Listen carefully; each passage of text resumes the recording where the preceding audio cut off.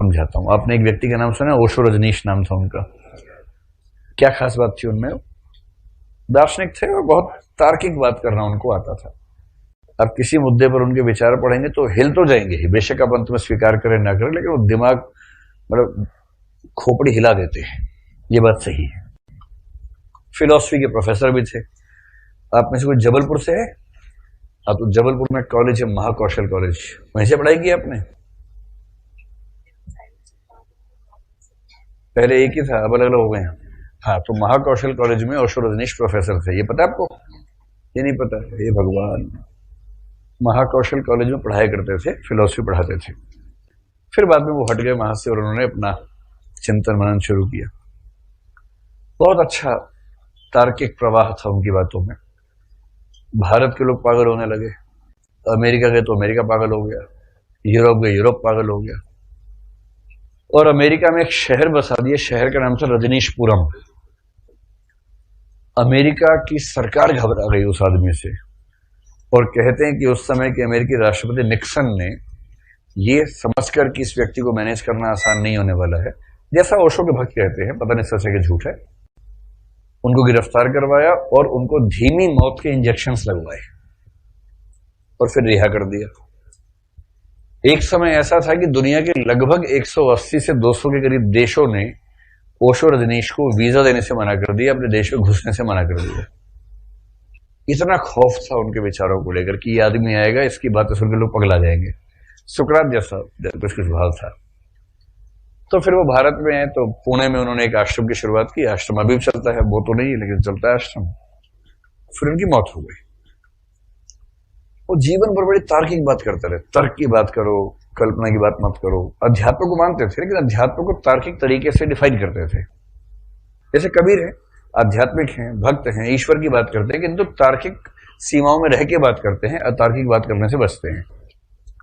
उसके बाद चेला जो होता है वो चेला ही होता है, किसी का भी हो। चेलत्व एक अपने आप में गुण है। तो चेलों ने सोचा उनकी हम जीवनी लिखी, 8 खंडों में जीवनी लिखी। मैं बहुत शौक से खरीद के लाया कि अपने प्रिय दार्शनिक के बारे में पढ़ूंगा, और वो 8 खंड रखे हैं। पहले खंड के 10 पेज पढ़ने के बाद मेरी हिम्मत हुई पढ़ने की। क्या लिखा है शुरू में आपको पता है? जिस दिन ओशो का जन्म हुआ उस घटना का जिक्र है। उसी रात में नर्मदा नदी में बाढ़ आई, ऐसा लगा कि सारे घर डूब जाएंगे, और जिस घर में बच्चे का जन्म होने वाला था वो भी डूब ना जाए, ऐसी बाढ़ थी। और उसी खौफ के साए में बच्चे का जन्म हुआ। मां कराह रही थी, बच्चा रो रहा था, नर्मदा नदी का पानी घर में घुसने को बेताब था। लेकिन जैसे ही बच्चे का जन्म हुआ, अचानक बरसात थम गई और बाढ़ का पानी उस घर की चौखट को टच करके लौट गया, जैसे पैर छू के लौटा हो। ये वाक्य उसमें लिखा था। ये वाक्य पढ़ते मैंने बंद कर दिया, तब से बंद ही है वो। 10-12 साल हो गए खरीदे हुए उसको। तो जो भक्त आदमी है उसने अपने आराध्य को महान बनाया कि चौपट कर दिया, चौपट कर दिया। पर अगर उस पुस्तक को पढ़े भक्त टाइप के लोग तो वो मस्त हो जाएंगे, अरे साक्षात नर्मदा माता ने पैर छुए हैं।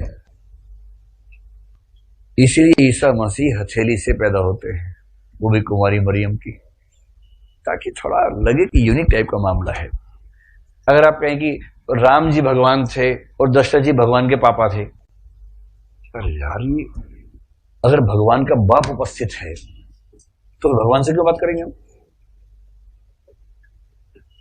बाप इज बाप, वन से बाप ऑलवेज ए बाप।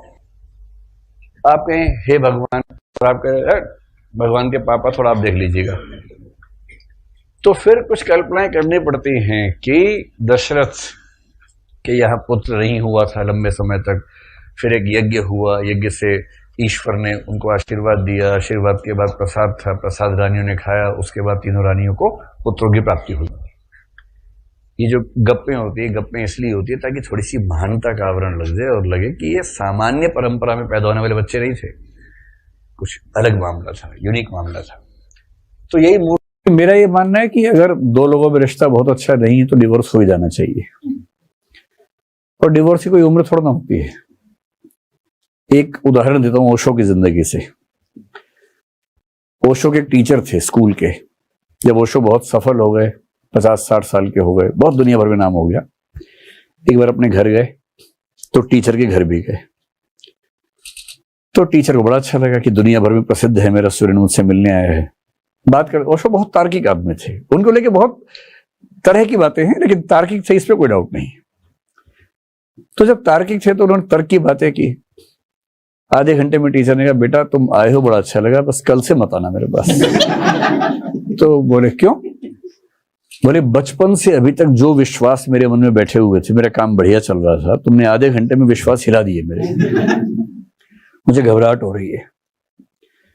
तो ओशो ने कहा, जैसा कि किताब में मिलता है, ओशो ने कहा कि सर वैसे तो मैं भी आज के बाद कहाँ आ पाता, व्यस्त हूं, पर अब मैं जरूर आऊंगा 4-5 दिन, क्योंकि आप कह रहे हैं कि 10 साल बचे हैं, ठीक से जीने दो, और मैं कह रहा हूं 10 बचे हैं, वो तो ठीक से जी लो।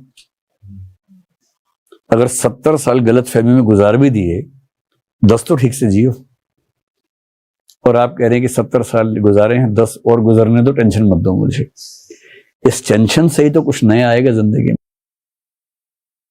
इनके बारे में कहते हैं कि इनके सामने जाओ तो चुपचाप आ जाओ वापस। अगर आपने 2-4 सवाल पूछ लिए तो लहूलुहान होकर लौटोगे, क्योंकि जितना इस आदमी ने पढ़ लिया था ना, मजाक नहीं है। और जिस उपनिषद पे बात करो, गीता पे बात करो, अष्टावक्र गीता पर बात करो, कबीर पे बात करो, किसी कवि पे बात कर लो। ताओ धर्म है, चाइना में चलता है, लाओ त्से उसके संस्थापक हैं, उन पर भी किताब लिख दी पूरी की पूरी। जितना अध्ययन रजनीश नाम के व्यक्ति ने किया, फिलोसफी में रुचि थी, प्रोफेसर हुए जबलपुर के कॉलेज महाकौशल में, बाद में नौकरी को लात मार के पूरी तरह से दार्शनिक हो गए। और एक दौर था कि जब अमेरिका में एक शहर का नाम था रजनीशपुरम, जिसके वो संस्थापक थे। बाद में कुछ कानूनी चीजें हुई, वापस भारत आए। जनता पार्टी की सरकार जब मोरारजी प्रधानमंत्री थे, उनसे टकराहट काफी रही इनकी। फिर पुणे में इन्होंने अपना एक आश्रम बना लिया फाइनली, लंबे समय के स्ट्रगल के बाद, और फिर उनकी मृत्यु हुई। ओशो की सबसे अच्छी बात है कि वो दुनिया के हर प्रश्न पर विचार करते हैं, धर्म, अध्यात्म, दर्शन को बहुत सारी रूढ़ियों से बाहर निकालते हैं, और उनके तर्क ऐसे हैं कि उन तर्क से लड़ना आसान काम नहीं है। बेहद तार्किक व्यक्ति हैं। और मेडिटेशन की बहुत परंपराएं भारत में है। इन्होंने एक नई परंपरा शुरू की, डायनामिक मेडिटेशन। इसका सरल भाषा में मतलब है नृत्य करते हुए भी आप ध्यान कर सकते हैं। ध्यान करने के लिए कुंडली मार के बैठना और उसके बाद ऐसे करके, ये जरूरी नहीं है, वो भी तरीका है, लेकिन ध्यान तो नृत्य करते हुए भी हो सकता है। ये मैंने पिछली बार कहा था ना कि आप दर्शन पढ़ने के बाद डांस नहीं कर पाएंगे, तो ओशो बनेंगे तो नृत्य और दर्शन में संबंध बन पाएगा। किसी और रास्ते पर चलने में वो संबंध आमतौर पे बन नहीं पाता है। ये सब लोग मिला के इनको हम कहेंगे भारतीय दर्शन। हालांकि अधिकांश बात के लोगों का जिक्र भारतीय दर्शन में नहीं आता है, पर मेरे ख्याल से आना चाहिए। कोई ऐसा दार्शनिक आपको लगता हो छूट गया हो तो बताइए, उसको भी जोड़ लेते हैं इसमें। आपको लगे अरे ये तो छूट ही गया, फिर कैसे दर्शन पूरा होगा? आप सोच रहे हैं कि हमें तो ये भी नहीं पता था, इतने सारे आपने बता दिए, हमें क्या पता। अरे कोई तो दिमाग में आ रहा होगा, बताइए बताइए, कोई दिमाग में आ रहा है तो। हाँ, फीमेल फिलोसोफर का जिक्र, मतलब उसमें मेरी गलती कम है, परंपरा की गलती ज्यादा है कि महिला दार्शनिक नहीं दिख रहे हैं। अगर हम बात करें महिला दार्शनिकों की, तो भारतीय परंपरा में जो उपनिषद काल है, वहां हमें कुछ दार्शनिक महिलाएं, विदुषी महिलाएं नजर आती हैं। और आपने इनमें से 3-4 का नाम सुना होगा। जैसे एक आपने नाम लोपामुद्रा का सुना होगा। लोपामुद्रा वो हैं जो अगस्त्य ऋषि की पत्नी हैं, और इनका ठीक ठाक मतलब उपनिषद में जिक्र आता है। आपने मैत्रेयी का नाम सुना होगा। मैत्रेयी का जिक्र आता है वृहदारण्यक उपनिषद में। ये याज्ञवल्क्य ऋषि की पत्नी थी और विदुषी थी, और इनके बीच के डिस्कशंस के माध्यम से जो वृहदारण्यक उपनिषद है उसमें डेवलपमेंट दिखाई पड़ती है। गार्गी एक विदुषी महिला थी, इनका जिक्र भी वृहदारण्यक उपनिषद में दिखाई पड़ता है। एक नाम घोषा नाम की महिला है, उनका जिक्र उपनिषद में दिखता है। दुख की बात है कि भारतीय परंपरा में उपनिषद के बाद से महिलाओं की जो पार्टिसिपेशन है, भूमिका है, वो नहीं के बराबर दिखती है। पर मैं बताना भूल गया से ज्यादा है कि है ही नहीं, मैं कहां से लेके आऊं। अब इसकी वजह क्या हो सकती है? मेरे ख्याल से तो इसकी वजह यह है कि महिलाओं की हिस्सेदारी सामाजिक, राजनीतिक, आर्थिक जीवन में हर जगह ही कम है, तो यहां भी कम है, विज्ञान में भी कम है, दर्शन में भी कम है, समाज शास्त्र में नहीं है, हर जगह नहीं है, पॉलिटिक्स में नहीं है, तो यहां भी नहीं है। और इसकी वजह ग्लास सीलिंग है, शीशे की दीवार जो दिखती नहीं पर होती है। तो क्योंकि उनको आमतौर पर घर के कामों में ही सीमित रखा गया, तो उनको बहुत स्कोप मिला नहीं, और गैप इतना बड़ा है कि उस गैप को भरना आसान काम है नहीं। अब उम्मीद कीजिए कि अब नए जो दर्शन उभरेंगे पश्चिम में, जैसे फेमिनिज्म और कई दर्शन उभरे हैं, उनमें महिलाओं की भूमिका अच्छी खासी है, लेकिन पश्चिम में भी कुल मिला की हालत ऐसी ही है। दुनिया के इतिहास में सबसे पहली दार्शनिक महिलाएं भारत में ही दिखेंगी आपको, यही महिलाएं हैं। इसकी वजह है कि पश्चिम का दर्शन शुरू 6th सेंचुरी बीसी में हुआ है, ये उससे पहले हो गई है, तो सीधी सी बात है कि पहले तो यही दिखेंगी। लेकिन हाँ, कम है भारत में दर्शन में महिलाओं की भूमिका, हिस्सेदारी अभी कम है। साहित्य हम पढ़ते हैं, साहित्य में भी कम ही है। एक मीराबाई हमें दिखती है मध्यकाल में, बाकी आधुनिक काल में महादेवी दिखती है। आधुनिक काल में फिर भी आपको 8-10 नाम दिख जाएंगे, लेकिन उसके पहले केवल एक नाम, मीराबाई। तो ये है, दुखद है पर है ऐसा ही। ठीक है, कोई और आपको लगता हो कि दार्शनिक छूट रहा है? जी सर, जैसे आर्य समाज के जो संस्थापक हैं, हाँ, उन्होंने एक स्लोगन दिया कि वेदों की ओर लौटो। हाँ, तो उस समय पे तो चल रहा था कि नियो वेदांत का हाँ। तो उन्होंने मतलब वेदों की ओर लौटो, इसको हम कैसे रिलेट कर सकते हैं कि नेशनलिज्म और इक्वालिटी पे? नेशनलिज्म उनके यहाँ है, ये कह रहे हैं कि स्वामी दयानंद सरस्वती ने वेदों की ओर लौटो कहा, इसको हम कैसे लिंक कर सकते हैं नेशनलिज्म और सोशल इक्वालिटी से? अगर आप आर्य समाज की स्थापनाएं देखेंगे, उसके 10 नियम देखेंगे और बाकी स्थापनाएं देखेंगे, तो आर्य समाज एक तो तर्क पर बहुत बल देता है, तार्किक बहस पर। आर्य समाज जाति व्यवस्था को पूरी तरह खारिज करता है, और जाति व्यवस्था खारिज होने का मतलब ही है कि आपने इक्वालिटी पर बात कर दी है। आर्य समाज में जेंडर इक्वालिटी पर ठीक ठाक स्ट्रेस है। लड़कियों की शिक्षा को लेकर आर्य समाज काफी प्रोग्रेसिव स्टेप ले चुका है, लेता रहा है। इसलिए ऐसे कई पैरामीटर्स आपको दिखेंगे जहां उनका सोशल प्रोग्रेसिवनेस प्लस नेशनलिज्म। पर यह है कि उस समय के नेशनलिज्म और नियो हिंदुइज्म, नियो वेदांत में यह था कि क्रिश्चियनिटी और इस्लाम से थोड़ा सा डिस्टेंस बनाने की बात रहती थी। तो आर्य समाज में भी है, क्रिश्चियनिटी से, इस्लाम से गैप है। हाँ, जो डीएवी की परंपरा है, दयानंद एंग्लो वैदिक, वो वही है कि हम अंग्रेजी की परंपरा भी लेंगे, वैदिक भी लेंगे, और पढ़ाई लिखाई में ज्यादा डेवलपमेंट्स करेंगे, आप कह सकते हैं। एक मोटी मोटी बात मान के चलते हैं कि पूरा भारतीय दर्शन का डेवलपमेंट हमने समझा। अब एक छोटा सा पक्ष ये समझते हैं कि अगर इस पूरे के पूरे प्रोसेस में मतलब कई हजार साल के प्रोसेस में अगर आपको कॉमन ट्रेंड्स देखने हो, ऐसी कौन सी चीजें हैं जो आमतौर पर भारतीय दर्शन में आपको दिख जाती हैं, वो कॉमन ट्रेंड्स क्या हैं? और क्या वो कॉमन ट्रेंड्स केवल भारत में ही दिखते हैं या भारत के बाहर के दर्शन में भी उनका जिक्र कहीं कहीं दिख जाता है? तो 5-6 शब्द उनका मोटा मोटा मतलब समझ लीजिए, फिर जब कोई दर्शन पढ़ेंगे उस पर ठीक से विस्तार में बात करेंगे कि उसकी क्या वैल्यू होती है। जैसे आपने एक शब्द सुना होगा, थियरी ऑफ कर्मा, जिसको हम बोलते हैं कर्म सिद्धांत। सुना है आप लोगों ने कर्म सिद्धांत क्या होता है? कर्म सिद्धांत का सिंपल सा मतलब क्या है कि आप जो करेंगे वो आपके साथ होगा। अभी जो हो रहा है वो भी किसी किए हुए के बदले ही हो रहा है, और कल को जो होगा वो आज जो कर रहे हैं उसके बदले होगा। इसको बोलते हैं कर्म सिद्धांत। कर्म सिद्धांत की धारणा हमारे उपनिषदों से आनी शुरू हो गई है, और बहुत इंटरेस्टिंग बात है कि पूरे भारत के 9 दर्शनों में एक को केवल छोड़ दें, और जब जब मैं बोलूं एक को छोड़ दें तो वो एक कौन सा छूटेगा? चार्वाक। चार्वाक को छोड़ दीजिए, बाकी 8 दर्शन, यहां तक कि बौद्ध भी, जैन भी, जो नास्तिक दर्शन है वो भी, सिख धर्म भी पूरी तरह से कर्म सिद्धांत को मानते हैं। और कर्म सिद्धांत का एक बेसिक मतलब यह है कि जो हमारे कर्म होते हैं वो 3 प्रकार के होते हैं। उनको 3 में डिवाइड करते हैं, शायद आपने नाम सुना हो। एक होता है संचित कर्म, एक होता है प्रारब्ध कर्म, और एक होता है संचीयमान। ये 3 तरह से हम क्लासिफिकेशन करते हैं कर्मों का। इसका मतलब क्या है? समझ लीजिए कि कर्म हमारे इकट्ठे होते जा रहे हैं, कर्मों का फल मिलने का एक फेज आता है, एक ग्रुप ऑफ कर्म एक साथ उनका फल मिलना शुरू होता है। प्रारब्ध कर्म वो हैं जिनका फल मिल रहा है एट प्रेजेंट। तो अभी की आपकी जिंदगी कैसी चल रही है ये आपके प्रारब्ध से तय होता है। इसलिए आपने कहीं कहीं सुना होगा बड़े बूढ़ों से कि प्रारब्ध ही ठीक नहीं है तो क्या करें। तो प्रारब्ध का मतलब हमारे वो कर्म जिनका फल अभी इस समय मिल रहा है। संचित वो हैं जो संचित हैं, कलेक्टेड हैं, पर अभी फल मिलना शुरू नहीं हुआ है, येट टू स्टार्ट।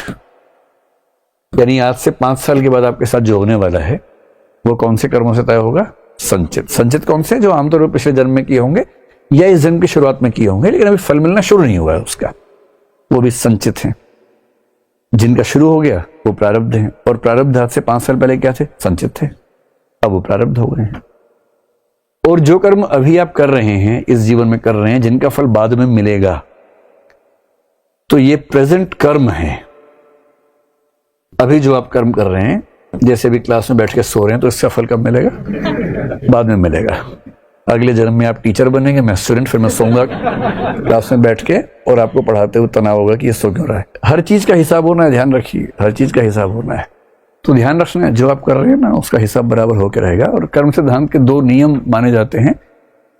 एक होता है कृत प्रणाश, ऐसा नहीं हो सकता, यानी जो किया है उसका नाश नहीं हो सकता जब तक फल ना मिले। आपका किया हुआ कर्म आपको फल दिए बिना नष्ट हो नहीं सकता, इसको बोलते हैं कृत प्रणाश। और एक होता है अकृतम उपगम, जिसका मतलब है कि जो आपने किया नहीं उसका फल आपके पास आ नहीं सकता। तो ध्यान रखना है। कई लोग कोशिश करते हैं कि ट्रांसफर सिस्टम अगर शुरू हो जाए, डेबिट क्रेडिट, जैसे मैंने 10 अच्छे कर्म किए, आपने मान लीजिए 20 अच्छे कर्म किए, मेरे थोड़े कम पड़ रहे हैं, मैंने आपसे उधार ले लिए 5, और अकाउंटिंग में आप अपना पासवर्ड डाला, आपने कहा मेरे 5 अच्छे कर्म यहां शिफ्ट कर दो भाई, और मेरा बैलेंस भी ठीक हो गया, साथ साथ मोक्ष मिल गया हम दोनों को। पर हिंदू धर्म में इसका स्कोप नहीं है। बौद्ध धर्म में, महायान परंपरा में एक कंसेप्ट है बोधिसत्व। आपने सुना है बोधिसत्व? बड़ा प्रसिद्ध शब्द है। बोधिसत्व के कंसेप्ट में महायान बुद्धिज्म मानता है परिवर्त एक कंसेप्ट है। परिवर्त का मतलब है अपने अच्छे कर्मों को दूसरों पे शिफ्ट कर देना। हिंदू धर्म में तो नहीं है, तो झेल भुगतना पड़ेगा, आपको ध्यान रखना है। तो ये जो 2 नियम हैं, इसका भाव आप समझ गए कि जो किया है वो नष्ट नहीं होगा, नहीं किया है आएगा नहीं। एक मिनट, एक बात और बताऊं, क्रिश्चियनिटी में ऐसा एक सिस्टम है, ईसा मसीह जो हैं वो ईश्वर के पुत्र माने जाते हैं। ध्यान रखना, ईसा मसीह ईश्वर नहीं है, वो गॉड के बेटे हैं। एक ट्रिनिटी शब्द सुना होगा आपने, ट्रिनिटी कॉलेज का नाम सुना होगा ना? ट्रिनिटी क्या है क्रिश्चियनिटी में? समझ 3 चीजों का group, god the father, god the son. तो गॉड द सन कौन है? जीसस क्राइस्ट है, और द होली स्पिरिट। ईसा मसीह ईश्वर के पुत्र हैं। क्यों आए हैं? क्योंकि मनुष्य पापी है। क्यों पापी है उसकी कहानी भी समझेंगे कभी। वो इसलिए पृथ्वी पर आए, भाई देखिए ईसा मसीह अगर ईश्वर के पुत्र हैं और कुछ लोगों ने उनको क्रूसीफाई कर दिया, सलीब पे टांग दिया। ईश्वर के पुत्र को सलीब पे लोग टांग देंगे गली मोहल्ले, कितना आसान काम है क्या? अगर ईश्वर चाहेगा तो एक झापड़ मारेगा, उन सबको गिर जाएंगे नीचे, तब भी टांग दिया। इसकी वजह है कि ईसा मसीह जानबूझ के यही चाह रहे थे, ऐसा ईसाई लोग मानते हैं। क्यों चाह रहे थे? इसका संबंध कर्म सिद्धांत से बनेगा। इसलिए चाह रहे थे कि सारे मनुष्यों के पाप मैं अपने ऊपर लेकर अपनी बलि दे दूं। अगर ये कंसेप्ट मान ले क्रिश्चियनिटी का, इसका मतलब क्या हुआ कि कर्मों का हिसाब दायमा हो सकता है कि नहीं हो सकता है? हो सकता है। तो कुछ दर्शनों में, कुछ धर्मों में ऐसी धारणा है, महायान बुद्धिज्म में है, क्रिश्चियनिटी में है, हिंदुइज्म में नहीं है, और इसका मतलब हिसाब बराबर होकर रहेगा। ध्यान रखना भाई। और जैसे कि मैंने कहा ना, आप क्लास में सो रहे हैं तो उसका हिसाब भी बराबर होगा, जरूर होगा, सीधी सी बात है। मिडिल पाथ का सबसे अच्छा एग्जांपल ओशो रजनीश ने दिया एक बार बुद्ध को समझाने के लिए। I am not sure this is exactly true or not, but I have read this in a speech of Osho Rajneesh. उससे वो कंसेप्ट समझ में आ जाएगा। अगर आप चारवाक से पूछेंगे, चारवाक जी ये बताओ कि कल रास्ते में मैं जा रहा था, एक बहुत ही मजबूत सा कुत्ता आ रहा था, उसको देख के मेरे मुंह में पानी आने लगा, तो is it ethical to eat the कुत्ता? तो डॉग मतलब चारवाक कहेंगे अरे मूर्ख कल क्यों छोड़ दिया, वही निपटाना था। वरमध्य कपोत है नश्वो मयूर है, आज जो कबूतर मिला है उसे कुकर कर दो, वरमध्य कुकर नश्वो मयूर, आज जो कुत्ता मिला है वो खाओ, कल मोर मिलेगा मोर खाएंगे। इतना सोचना नहीं है, जब ठीक लगे वही सब्जी बनाओ खाओ, टेंशन मत लो ज्यादा, ये एक रास्ता है। अब वो आदमी बोला था मैं शाम को एक बार जैन मठ में जाके उनसे पूछ लेता हूं, तो जैन मठ में गया, उसने कहा कि हुजूर कल एक कुत्ता मुझे दिखा, मेरे मुंह में पानी आ गया, क्या मैं खा सकता हूं? तो साधु उसको उसी भाव से देखेगा जो उसको दिखा था, कहेगा तुम भी वैसे ही लग रहे हो, इतनी नीचतापूर्ण बात करते हो, अरे कंट्रोल करो, तुम मनुष्य हो, जानवर नहीं हो। वो बेचारा शर्म के मारे अब उसके मुंह पानी आना बंद हो जाएगा उससे। तो कहेगा अच्छा क्या खाऊं? बोलेंगे पानी उबाल के पीना है, पालक उबालो उसका पानी पियो, डिनर यही है। नाश्ते में घी है, लौकी, कद्दू, बस। तो दोपहर में गाजर मूली, बस हो गया। फिर ये कह रहे चुपके से कब तक जीना है? इसका तो मन करा मरी जाऊं उसके बाद। ये जीना में कोई जीना है लल्लू, उसके मन में ये आ रहा है। फिर ये बोला एक तीसरा आजकल नाम काफी चल रहा है बुद्ध का, उससे मिलके आते हैं, BUDDHA, बुद्ध। तो हो गया बुद्ध के पास, उसने कहा देखो जी ऐसा है, मेरे मुंह में आता है पानी, 4 बार कह रहे हैं कि तुरंत खा लो, और वो कह रहे हैं कभी नहीं खाना, बहुत बड़ा पाप है। आप क्या कहते हैं? और मुझे आज ही डिसाइड करना है कौन से रास्ते पे चलना है। मैं वही वाला मठ ज्वाइन कर लूंगा आज शाम तक। I have to decide by the end of day. Buddha ने काफी सोचा, बुद्ध ने कहा बहुत इजी कर दूंगा तो चारवाक और रम्यंतर नहीं बचेगा, बहुत मुश्किल कर दूंगा तो जैन और रम्यंतर नहीं बचेगा, और मुश्किल में आएंगे भी नहीं लोग। बुद्ध ने ध्यान, बुद्ध का IQ लेवल बड़ा हाई था, मैं कहता 250-300 से कम नहीं रहा होगा। बुद्ध ने सोचा, फिर मुस्कुरा के बोले कुत्ते को मारो मत, पहले पशु को मारो मत, मरा हुआ मेरे तो खा लो। क्या बात है, मारो मत, मरा है तो खा लो। कहा यार क्या बात है, हत्या नहीं करनी है, नॉर्मल डेथ हो गई तो खा लो, ऑप्टिमम यूटिलाइजेशन ऑफ रिसोर्सेस। जब मरी गया उसके बाद थोड़ा ना उसकी अंत्येष्टि संस्कार करना है, तो खा लो। और ओशो ने बताया कि इसीलिए कई बुद्धिस्ट कंट्रीज में अगर आप जाएं, मैं तो गया नहीं किसी बुद्धिस्ट कंट्री में, so I don't have the first hand experience, but he cites about Japan, कि जापान अगर जाएंगे तो वहां कुछ रेस्टोरेंट्स के बाहर लिखा हुआ मिलेगा, यहां नेचुरली डेथ के बाद जो एनिमल्स हैं उनका मांस मिलता है। तो ये उस थॉट से आ रहा है। हालांकि लोग तो, भारत क्या है एक जुगाड़ प्रधान देश है, तो लोगों ने क्या कहा, देखा ऐसा मुझे खाना है और मैं ढूंढ के मर गया, मेरा वो नहीं मिल रहा मुझे, तो एक काम कर तू मार, मैं थोड़ी देर में घूमता हुआ आऊंगा, सामने पड़ा होगा, मैं बोलूंगा अरे ये मरा हुआ है और मैं डालूंगा, और कल तुझे खाना है, आज मंगलवार तो खाएगा नहीं, कल बुधवार तो खाएगा, तो कल मैं ऐसे ही करूंगा, जब तू आ रहा होगा तेरे आने से पहले मार के रख दूंगा, और तू फिर बोलियो अरे तो मरा हुआ है और फिर खा लेना। तो भारत के लोगों को सिद्धांत देने का मतलब ऐसी तैसी करवा लेना उसकी। और लोगों ने ऐसे तरीके निकाले। But I hope you understand with this example what is madhyam marg, what is theory of middle path, and you can compare this theory with the theory of Aristotle.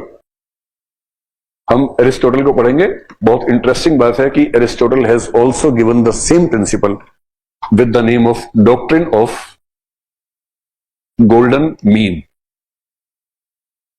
क्योंकि आप कई इंटरव्यूज में जिक्र करते हैं बट सिर्फ टच होता है वो टॉपिक।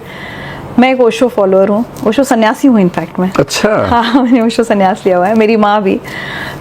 ओशो का आपने जिक्र किया, तो वो आपकी जिंदगी में कब और कैसे आए? तब मैं ग्रेजुएशन फर्स्ट ईयर में था, 17 साल का था, और ये बात है 1990 की। 1990 में ही ओशो की मृत्यु हुई थी। मृत्यु शब्द आपको छुप तो नहीं रहा, क्या बोलते हैं? आप लोग उसमें थे। हाँ। ओशो ने शरीर छोड़ा था। शरीर छोड़ा है ना, तो उस समय बहुत ज्यादा लाइमलाइट में वो थे। 17 साल के बच्चे के मन में जिज्ञासाएं वैसे भी ज्यादा होती हैं, ऊपर से जब ये सुन ले कि वो सेक्स गुरु टाइप के आदमी थे तो जिज्ञासाएं बढ़ भी जाती हैं। तो हुआ ये कि मैं एक यात्रा पे मध्य प्रदेश गया हुआ था, शायद ये 1-2 साल बाद की बात है, 18-19 की उम्र की बात है। भारत सरकार का एक प्रोजेक्ट था, उसमें सिलेक्शन हुआ था, तब छत्तीसगढ़ बना नहीं था। तो तो मध्य प्रदेश में बहुत सारी जनजातियों के इलाकों में जो पानी की सप्लाई हो रही थी, राजीव गांधी पेयजल मिशन था, ठीक। उसको ऑडिट करना था कि वो सच में हुआ है कि नहीं हुआ है। तो दिल्ली विश्वविद्यालय से कुछ लोगों का सिलेक्शन हुआ, मेरा भी हो गया था, मैं उसमें गया था। तो वहां मैं 1 महीना रहा मध्य प्रदेश में, जो आजकल छत्तीसगढ़ है। तो इन सब में क्या था कि हमें गेस्ट हाउस मिलता था और हम पूरा दिन जंगलों में, आदिवासी इलाकों में जाके उन आदिवासियों से बात करते थे, मिलते थे, समझते थे कि जो वायदा था पानी को लेके हुआ कि नहीं पूरा। अब शाम को 7-8 बजे फ्री होते थे, सुबह 8-9 बजे निकलना है। तो पहली बार ऐसा हुआ कि टाइम बहुत मिला। तो संयोग से मैं जब आया दिल्ली से, तो ओशो की 1-2 किताबें मेरे पास थी लाइब्रेरी में, मैंने रख ली थी साथ में। तो उस पूरे 1 महीने में मैंने ओशो को ठीक से पढ़ा। अच्छा। और मेरी पढ़ने में रुचि बहुत ज़्यादा रहती नहीं थी, मैंने आपको बताया भी, मेरा उस समय शौक इलेक्शन लड़ने का ज़्यादा था। पर मुझे पहली बार जो किताबें पढ़ के लगा कि पढ़ना एक खूबसूरत चीज़ है, वो ओशो की ही किताबों से लगा। क्योंकि उनकी बातें बहुत रीजनिंग वाली होती हैं, रैशनल होती हैं। तो जिसको बोलते हैं बह जाना, तो मैं बह गया था उनके साथ। मुझे लगा कि इससे परे तो अंतिम सत्य हो ही नहीं सकता। 17 की उम्र में अंतिम सत्य बहुत जल्दी मिलता है, लेकिन बाद में फिर ये भी होता है कि आपको लगता है कि नहीं, कुछ और भी, कुछ और भी, कुछ और भी। तो ओशो को मैं अक्सर ये कहता हूँ कि मुझे एक नॉन सीरियस, नॉन एकेडमिक व्यक्ति से एकेडमिक क्यूरियोसिटी वाला व्यक्ति बनाने में जो टर्निंग पॉइंट है, वो ओशो है।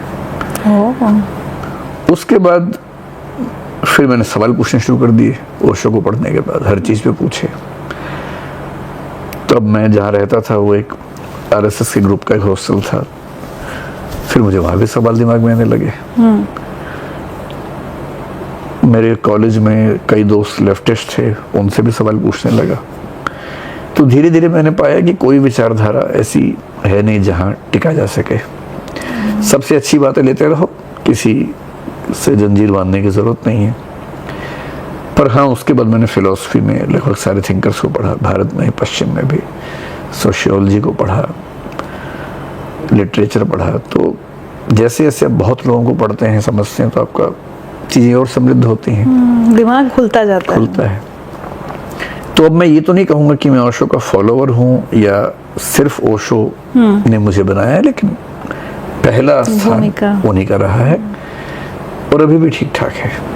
और उनके कई थॉट्स मुझे प्रभावित करते हैं आज भी। मेडिटेशंस नहीं किए गए? मेडिटेशन मैंने अब शुरू किया है कुछ करना, पहले मैं कभी नहीं कर पाया था, कोशिश की तो भी नहीं हुआ था। अभी 1-2 महीने से मैंने आजकल ध्यान प्राणायाम करना शुरू किया है। अच्छा। और मैं लगभग रोज तो 30-40 गुरु का, मतलब किसी का? हाँ, एक हमारी टीचर हैं जो घर पे आती हैं, वो घर के सब मेंबर्स के लिए हैं। अच्छा। तो मैं लगभग नियम से प्राणायाम तो आजकल रोज करता हूँ। अच्छा। ध्यान के बिंदु तक एग्जैक्टली नहीं पहुंचा हूँ, लेकिन कभी कभी रियलाइज होता है कि हाँ, मैं उसके आसपास पहुंच रहा हूँ। अच्छा। और मेरी इच्छाओं में से, मतलब विश लिस्ट में एक तो है कि मैं विपස්සना करूं। 2-3 साल से सोच रहा हूं, कर नहीं पाया हूं। ओशो का जो ध्यान है वो बहुत ही रोचक है। मैंने एक बार, डायनामिक ज्यादा है, डायनामिक है ना। एक बार श्री रविशंकर जी वाला जो है द आर्ट ऑफ लिविंग, मैंने बहुत पहले 20 साल पहले वो कोर्स एक बार किया था, 7 दिन का, सोहम वाला जो सुदर्शन क्रिया होती है। तो मेरे आसपास सब लोगों का मेडिटेशन बढ़िया से हो गया था, मेरा नहीं हो पाया था क्योंकि मैं दिमाग बहुत चला रहा था। जब दिमाग बहुत चलाते हैं फिर वो मतलब सहज हो ही नहीं पाते, तो मुझसे नहीं हो पाया था। अब मुझे लगता है कि मैं उस भाव भूमि पर हूँ कि शायद मैं ध्यान कर पाऊंगा।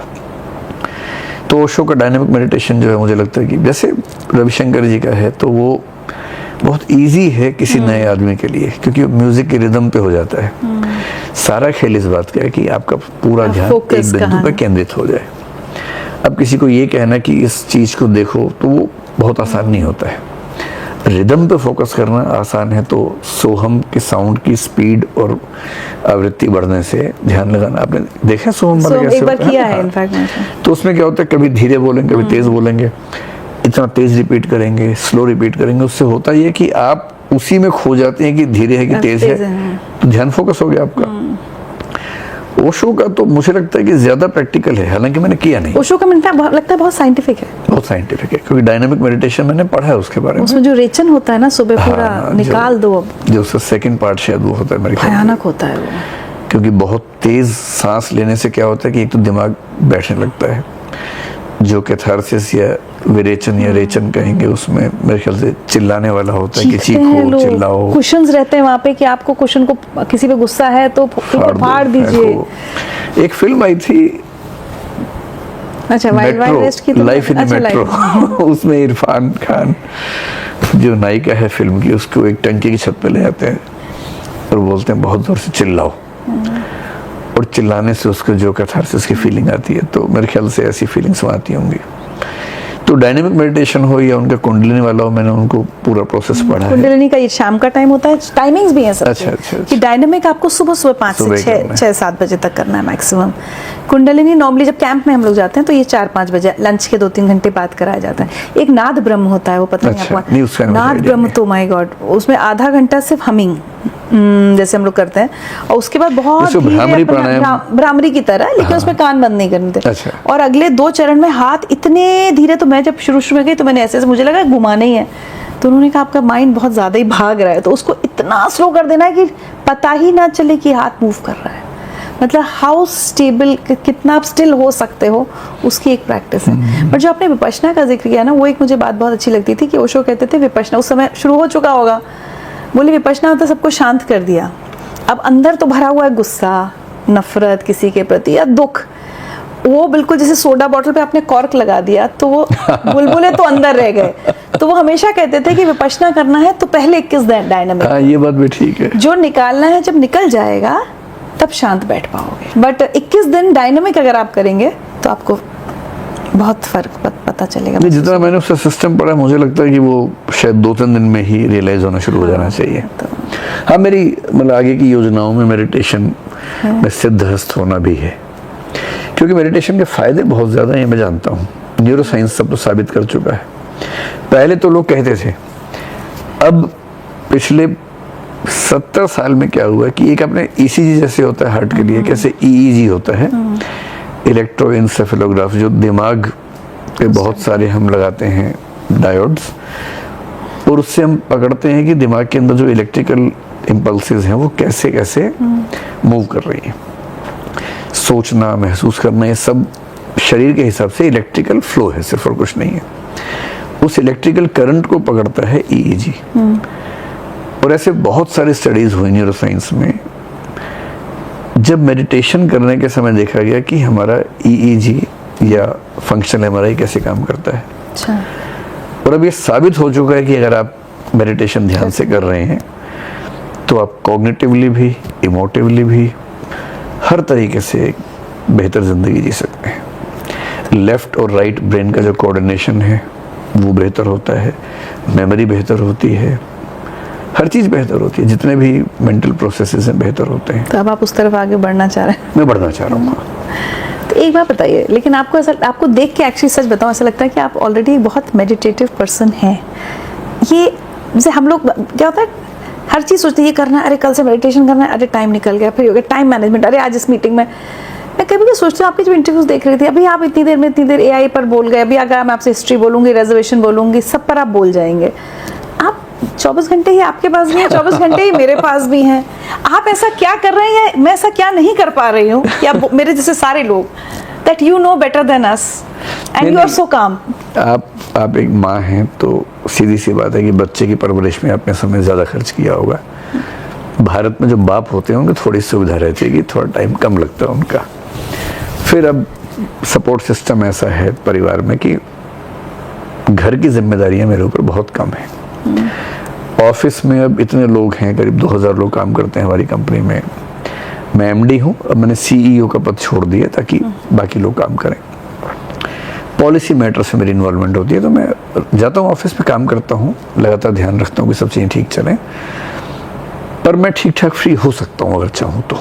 अच्छा। क्लासेस अब मेरी थोड़ी कम हो गई हैं, एक तो इसलिए कितने सेंटर्स में मैनेज नहीं कर सकता हूँ, दूसरा मेरी गले की दिक्कत है कि मैं बहुत लंबी क्लासेस में अब थोड़ी दिक्कत होती है, डॉक्टर भी कहते हैं कि मैं कम क्लासेस लूँ, तो टाइम मिल जाता है। पहली बार मैंने अभी एक बड़ा स्मार्ट सा बच्चा है, उसको अपना मैनेजमेंट एग्जीक्यूटिव बना लिया है, जो minutes of meeting, follow up और मुझे कब क्या करना है मुझे रोज़ बताता है कि सर ये ज़रूरी चीज़ें हैं, ये बाद में कर सकते हैं। तो मैं उतना ही फिर वो मीटिंग्स अरेंज कर देता है टीम्स पे या जूम पे। सब सेंटर्स के 50 लोग एक साथ मीटिंग में हैं, एजेंडा पहले से है, मीटिंग खत्म होती मिनट्स बन के आ जाते हैं। अब तो मिनट्स भी अपने आप बन जाते हैं एआई से, पता है आपको? आपको केवल माइक्रोसॉफ्ट टीम से मीटिंग लेनी है, वो खुद ही मिनट्स बना के दे देगा आपको। अच्छा। कुछ नहीं कर रहा है, मिनट्स बन के आएंगे, उसमें लिखा होगा एक्शनेबल आइटम्स कौन से, सब चीज़ें लिखी होती है।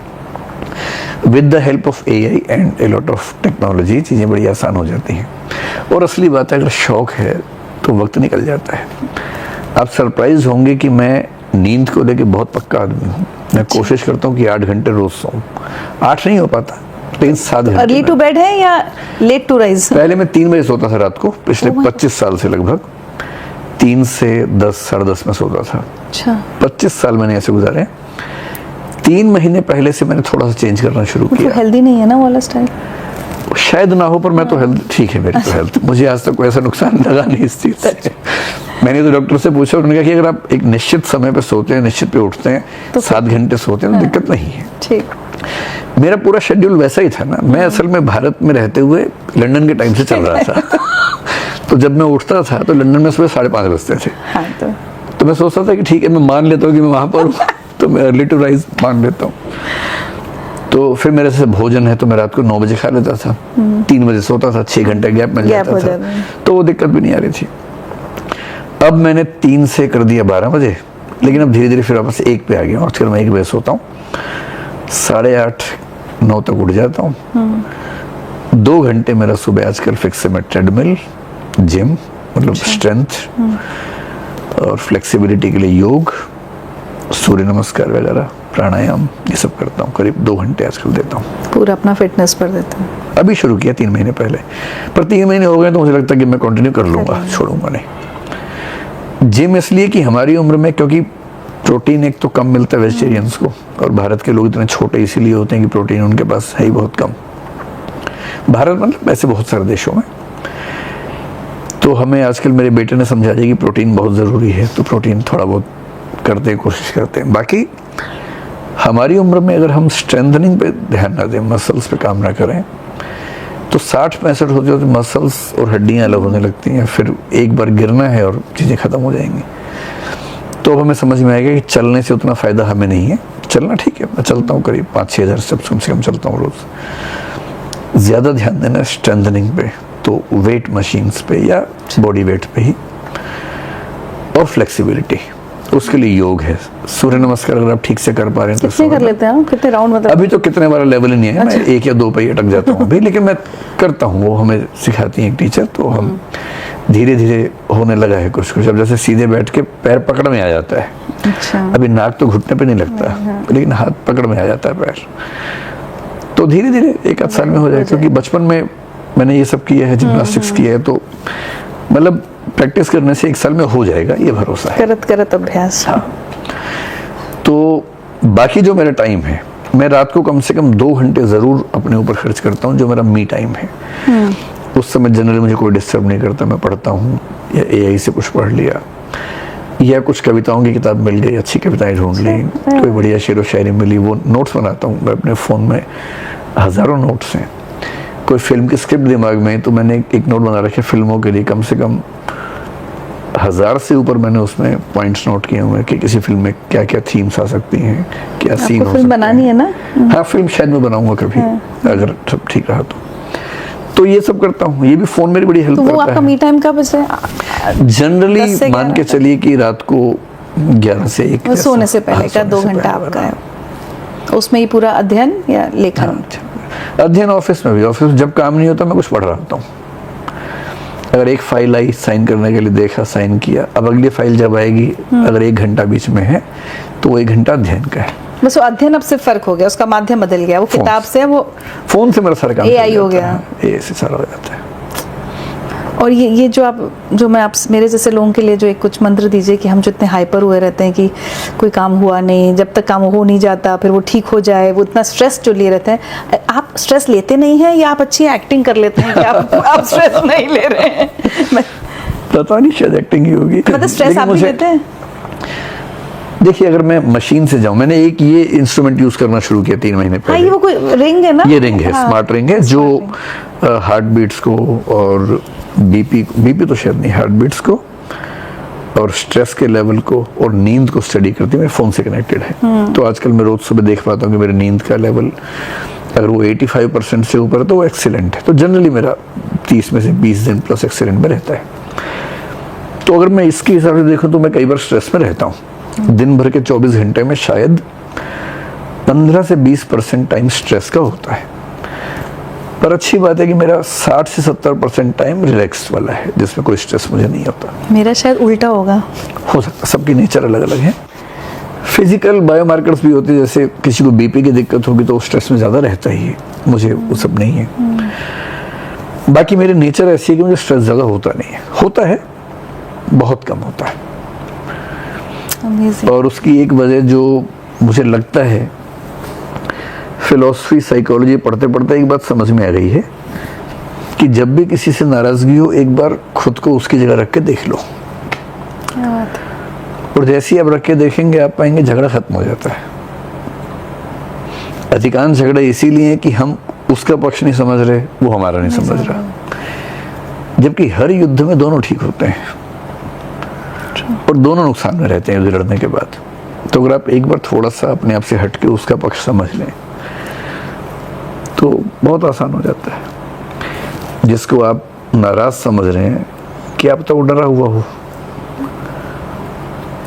क्या पता वो अपने जीवन में परेशान चल रहा हो। परेशान तो होगा ही। एक बड़ा प्रसिद्ध कहावत है, एक बेटा परेशान था कि मेरा बाप टेढ़ा क्यों चलता है। बड़ा नाराज रहता था कि मुझे शर्म आती है आपके साथ चलने में, आप सीधे नहीं चलते हो। तो एक दिन माँ ने कहा कि बेटा एक काम करो, पापा के जूते हैं वो पहन के जाओ। बच्चे को नए जूते खरीदने थे, तो माँ ने कहा बेटा एक काम करो, पापा के जूते पहन के एक बार देखो, चल के देखो कैसा लगता है। जूते पहने और उसको समझ में आ गया कि पापा के जूते में कील गड़ती है पैर में, इसे टेढ़े चलते हैं। और कील गड़ती इसलिए कि नए जूते मैं लूंगा तो फिर बेटे को नहीं मिलेंगे।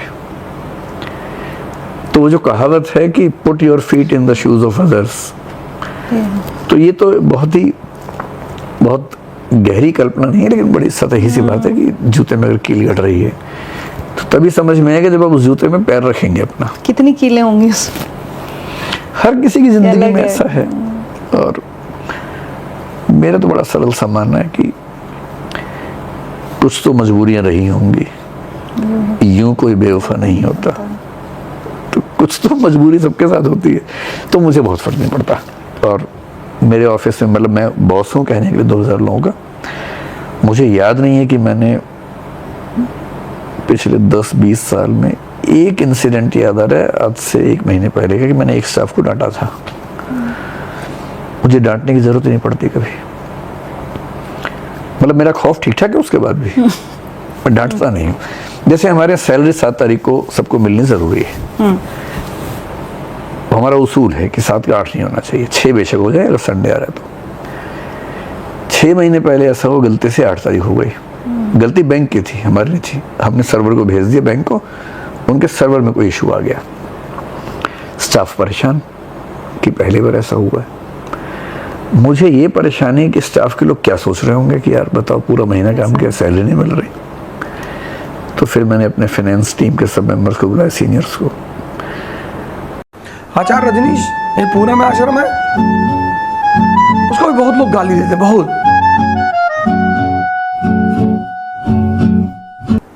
आचार्य रजनीश, ये पूना में आश्रम है, उसको भी बहुत लोग गाली देते, बहुत। गाली कभी किसी को मत देना।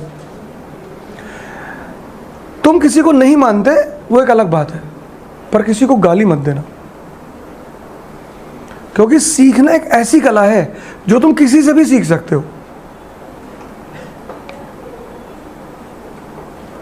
कि मेरे माँ बाप भगवान है, बाकी सबके कमीने हैं, गलत बात है, इट्स वेरी बैड।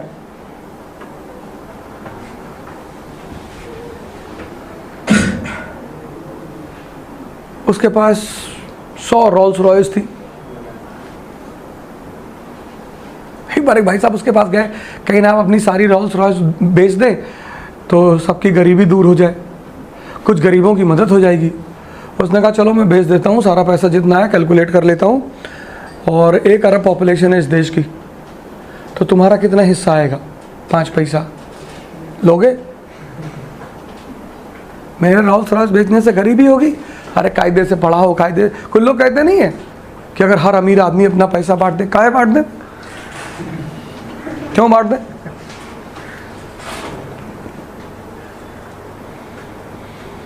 क्यों बांट दे?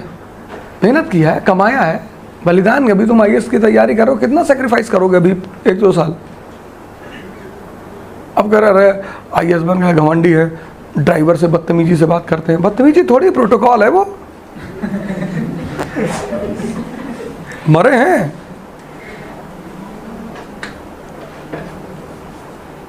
मरे हैं, तू भी मर जा, तू भी भगवान देख ले, तुझे भी प्रोटोकॉल लोग फॉलो करेंगे।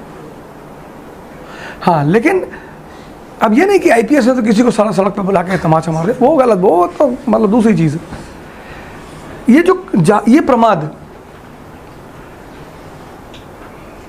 मंदिर जा रहे हैं पता ही नहीं क्यों जा रहे, मस्जिद जा रहे हैं पता ही नहीं।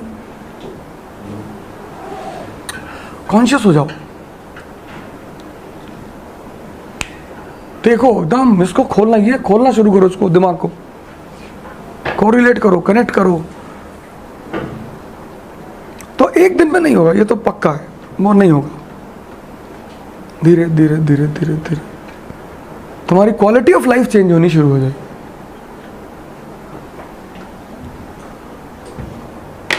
तो मैंने क्या कहा पिछले 2-3 दिन पहले, मुझे नहीं पता कि तुम IAS बनोगे कि नहीं बनोगे। मैंने जब से आया हूँ तब से मैंने कहा कि मैं तुम्हें IAS बनाने आया हूँ, मतलब ही नहीं।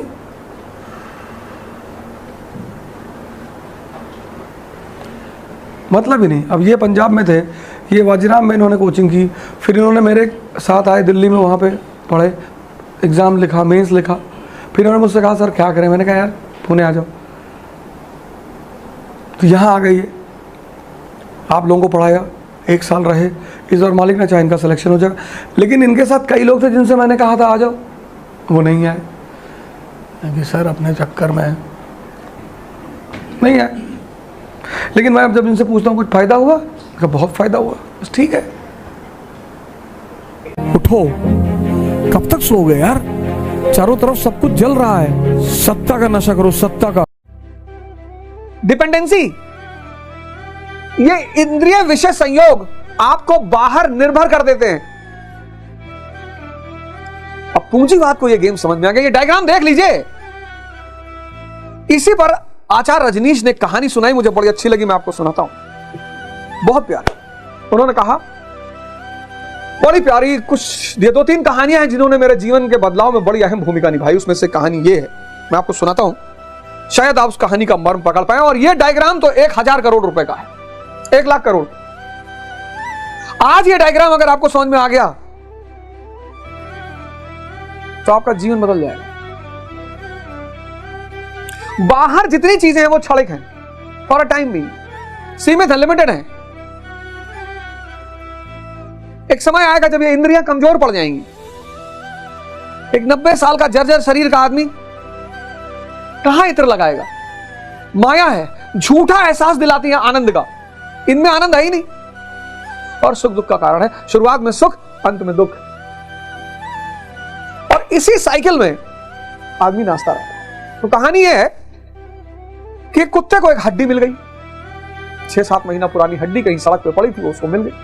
अब जब हड्डी मिल गई उसने चूसना शुरू किया। अब हड्डी में तो कुछ था नहीं, 7 महीना पुरानी हड्डी, उसने चूसना शुरू किया। 10-15 मिनट चूसता रहा और फिर चूसता ही रहा। हड्डी में कुछ नहीं है। उस हड्डी को चूसने से, चूंकि वो कठोर है, तो उस हड्डी को चूसने से उसके मसूड़े फट गए। उस मसूड़ों से खून बह रहा है, अपना ही खून वो अंदर ले जा रहा है और अपना ही खून उसको स्वाद दे रहा है। आपको अपना ही खून पिला रहा है। उस कुत्ते को लग रहा है कि हड्डी में मजा आ रहा है, हड्डी से मजा आ ही नहीं रहा है। हड्डी से उसके मसूड़े फट रहे हैं, उसका अपना ही खून अंदर जा रहा है और उसको लग रहा है कि हड्डी से मजा आ रहा है। और इसी भ्रम में वो अपने आप को लहूलुहान कर लेता है, इंजर्ड कर लेता है। इंद्रिय विषय संयोग, इंद्रिय विषय संयोग बहुत बड़ा सूत्र, 14वां श्लोक। क्षणिक है, सीमित है, माया है और सुख दुख का कारण है। इसलिए जितने लोग बाहर भाग रहे हैं सब दुखी हैं, सब दुखी हैं, क्योंकि बाहर दुख सुख है ही नहीं, बाहर तो माया है। इसी को शंकर ने माया कहा कि तुमको लगता है बाहर से माया का मतलब यह नहीं कि पेड़ नहीं है, ये संसार माया। इसका मतलब यह नहीं कि संसार में वृक्ष है, वृक्ष नहीं है, स्त्री नहीं है, पुरुष नहीं है, घर नहीं है, सब है। माया का मतलब यह है कि तुमको आभास होता है, तुमको स्त्री के साथ रहकर आभास होता है कि स्त्री से मजा आ रहा है, नहीं आ रहा है। वो तुम्हारे मन को शांत कर देता है। वो तुम्हारे मन की शांति, जितने क्षण शांति है उतने क्षण तुम चैतन्य में हो, अनजाने में, उतने क्षण तुम अनजाने में चैतन्य की अवस्था में हो। आप अपने जीवन में देखो, कई बार ऐसी घटनाएं घटी कि आप कुछ पल के लिए बस आईएएस का रिजल्ट आया, फर्स्ट रैंक आईएएस में आ गए, कुछ पल के लिए तो आप बस खो गए, आप ही नहीं रहे। खुशी का क्षण का मतलब यह है कि आपका मन खो गया है और आप चैतन्य की अवस्था में हो, अनजाने में। लेकिन चूंकि वो खुशी बाहर के किसी माध्यम से आ रही है तो आपको लग रहा है कि बाहर खुशी है, इसलिए सबको फर्स्ट आना है। अब आई बात सेक्स एजुकेशन की। एक बहुत बड़े थिंकर हुए इंडिया में, आचार्य रजनीश ओशो। उन्होंने हमारी पुरानी पद्धति को जिंदा किया और एक डिस्कोर्स दिया संभोग से समाधि पर। इतना बवाल हुआ इस कंट्री में, इतना बवाल हुआ कि अरे ये आदमी जो है सेक्स की बातें करता है। अरे तुम कर नहीं पा रहे हो तो करेगा नहीं, मरे जा रहे हो। अभी वो इन्फॉर्मेशन यहाँ से दी गई कि चाइना को पास करके हम सबसे ज़्यादा पोर्न साइट देखने वाले लोग बन गए हैं। और सबसे मज़ेदार बात क्या है, इस देश में आप पब्लिकली इसकी बात नहीं कर सकते। अगर आपने सेक्स शब्द इस्तेमाल किया, लोग ना कि भाई साहब प्लीज़, और ये सब उल्टी सीधी बातें मत करिए। मतलब आदमी जो है, उस आदमी ने डिस्कोर्स दिया, उस पर एक किताब आई और आज की डेट में दुनिया की सबसे ज़्यादा सर्च की जाने वाली किताब है संभोग से समाधि। और सेक्स जैसा दुनिया में कोई शब्द है ही नहीं। 3 शब्द हैं भारत की संस्कृति के। पहला है रिप्रोडक्शन, वो बायोलॉजी का वर्ड है, उसका मतलब होता है निषेचन, मतलब सृजन करना, पैदा करना, वो है रिप्रोडक्शन। दूसरा शब्द है संभोग, उसका सेक्स से कोई लेना देना नहीं है। दुनिया में 2 चीजें अक्रिया हैं, उन्हें किया ही नहीं जा सकता, एक ध्यान और एक प्रेम। जब 2 लोग समान फ्रीक्वेंसी के, आंतरिक रूप से शांत, इस बात को मैं फिर से रिपीट करूंगा, जब 2 लोग समान फ्रीक्वेंसी के, आंतरिक रूप से शांत। मिर्जापुर देखी ना, दादा बाप और पोता तीनों फ्रस्ट्रेट हैं। अरे बात तो एविडेंशियल की जानी चाहिए ना। मिर्जापुर में दादा, मुन्ना भैया के बाबा, आज शायद वो भी आ रहे हैं, मुन्ना भी आ रहे हैं। मुन्ना भैया के बाबा अरबपति आदमी, बताओ, नौकरानी को पकड़ ले रहे हैं।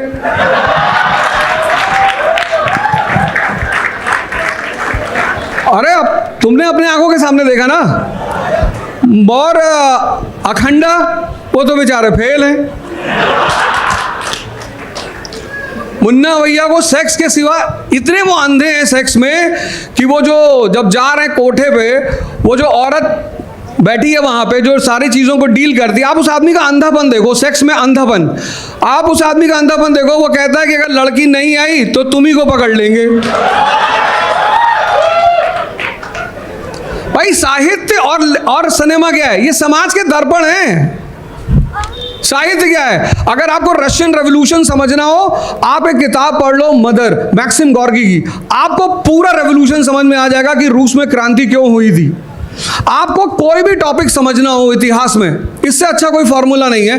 हिस्ट्री में अगर आपको कोई भी टॉपिक, आपको फ्रेंच रेवोल्यूशन समझना है, आप एक किताब पढ़ो, the tale of two cities by Charles Dickens. आपको पता चलेगा कि जब औद्योगिक क्रांति शुरू हुई तो नगरों में रहने वाले लोगों की कंडीशन क्या थी, स्पेशली मजदूरों की। साहित्य और सिनेमा ये समाज के दर्पण है, मिरर। अगर आप इन्हें देख रहे हैं, अभी एक मूवी आई है और मैं रिकमेंड करूंगा कि आप सब देखो, और मैं भारत सरकार से कहूंगा उस मूवी को टैक्स फ्री करो। अब पिछले 10 सालों में समाज को लेकर उतनी अच्छी मूवी बनी ही नहीं। तिकड़म मतलब छोटे से बच्चे, उन्हें पता है पोल्यूशन क्या होती है, उन्हें पता है यार क्रैकर नहीं जलाना है। अभी देखो दिल्ली की हालत क्या है, छोटे से बच्चे, छोटे छोटे बच्चे, उन्हें पता है कि यार हमारे लिए थ्रेट क्या है। उन्होंने एक मिशन चलाया उस मूवी में, बर्फ गिराओ पापा लाओ। और एक मिशन भारत को भी चलाना पड़ेगा कि विवेक जगाओ संसार बचाओ। पढ़ने से कुछ नहीं होता, विजडम। और उसी सीरीज में अगर तुम औरतों को भी देखो तो अगर उनकी सेक्स लाइफ देखो, जैसे उनकी सेक्स लाइफ है वैसे उनका जीवन भी है। क्या नाम है वो शूटर लेडी जो है गोली वोली चलाती है, गोलू गुप्ता।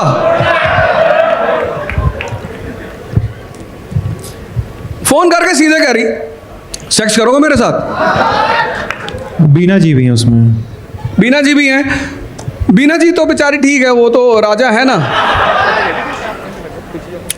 रदिया बेचारी गरीब है तो कोई भी पकड़ ले रहा। लेकिन उस पूरी सीरीज में एक बार मैं फिर से मैं इसको पूरा कर लूं। उस पूरी सीरीज में अगर कोई आदमी सेक्सुअली बैलेंस्ड है और मेंटली बैलेंस्ड है तो वो है माधुरी। मुन्ना से कहती है वो कि अगर प्रेम है तो ही मेरे करीब आना, नहीं तो काट लेंगे बेटा। मतलब कितनी बड़ी, आप तो पता नहीं क्यों देखते हैं मूवी, हमें तो पता नहीं, लेकिन मैं तो देखता हूं तो थीम देखता हूं कि इस मूवी की थीम क्या है। जैसे रामचरितमानस में सीता जी बैठी हुई हैं और सोने के मृग को देख रही, सोने के हिरण को, और जैसे उनकी नजर सोने के हिरण पे जाती है और वो इच्छा पैदा करती है कि ये सोने का हिरण मुझे मिल जाए, वैसे ही भगवान उनसे छूट जाते हैं, रावण उन्हें उठा ले जाता है। उसी तरह तिकड़म में जैसे वो बच्चा है, समय जैसे उसकी इच्छा पैदा होती है कि मुझे लाइट वाले जूते मिले, लाइट वाले, क्योंकि उसके चचेरे भाई के पास लाइट वाले जूते हैं, प्रिंस के पास। जिसने बाहर लाइट खोजी उसके अंदर की लाइट बंद हो जाएगी। तो जैसे वो लाइट वाले जूते की इच्छा करता है वैसे उसे अपने पापा को खोना पड़ता है। उसके पापा मुंबई जाने लगते कमाने के लिए। तो मूवी, लिटरेचर, तो आज हम 2 मुद्दों पर बेसिकली चर्चा करेंगे। आप सवाल करो, मैं आपको जवाब दूंगा, एजुकेशन पर भी और सेक्स पर भी। तो आपको जो भी सवाल लगे बिल्कुल आप, और आप चाहे जैसे चिल्ला के बोलें, प्यार से बोलें, पिस्टल निकाल के बोलें, वो आपकी चॉइस है। आप भाई जेब में से क्या निकाल रहे हैं आप? अच्छा ठीक।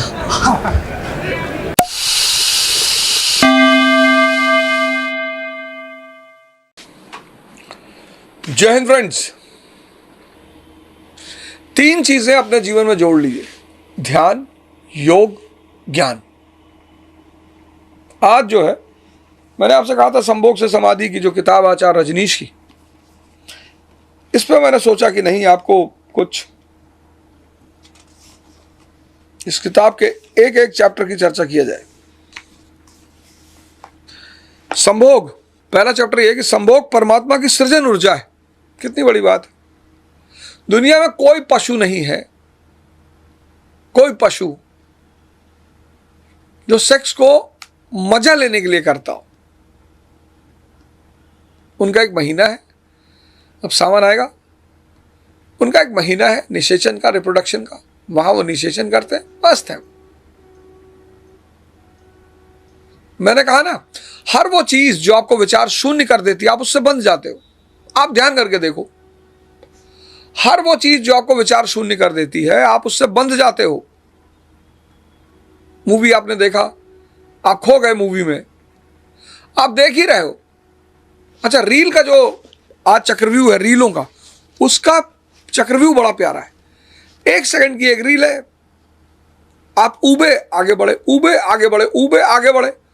उस रील व्यवस्था ने आपके मन को, रील ने आपके मन को भयानक रूप से अस्थिर कर दिया है।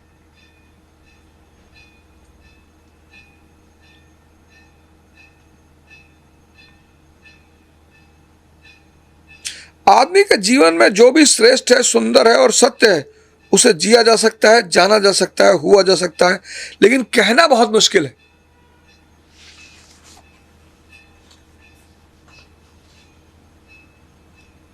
आदमी के जीवन में जो भी श्रेष्ठ है, सुंदर है, सत्य है, उसे जिया जा सकता है, जाना जा सकता है, हुआ जा सकता है, लेकिन कहना बहुत मुश्किल है। जैसे प्रेम, कितना बढ़िया एग्जाम्पल आचार्य ने लिया, प्रेम।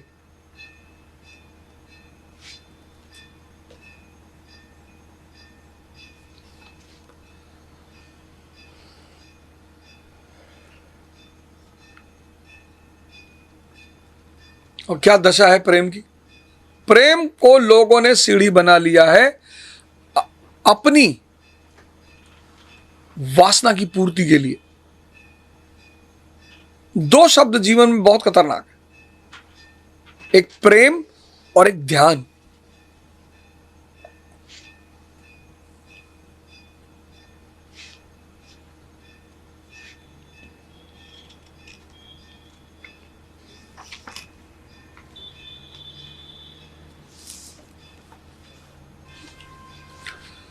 अब इसी संदर्भ में आचार्य एक कहानी सुनाते हैं, एक पंखा बेचने वाले की कहानी। कहते एक पंखा बेचने वाला घूम रहा था और घूमते घूमते वो कहता था कि ये पंखा 100 साल तक चलेगा। राजा ने सुना, वो महल से गुजर रहा था, राजा ने सुना, कहा 100 साल चलेगा, बुलाओ इसको जरा। ऐसा कौन सा पंखा बना दिया है टाइटेनियम का कि 100 साल तक पंखा चलेगा, बुलाओ। बुलाया उसको, आया, कहा हुजूर 100 साल तक चलेगा, मैं राज्य छोड़कर कहीं जा नहीं रहा हुजूर।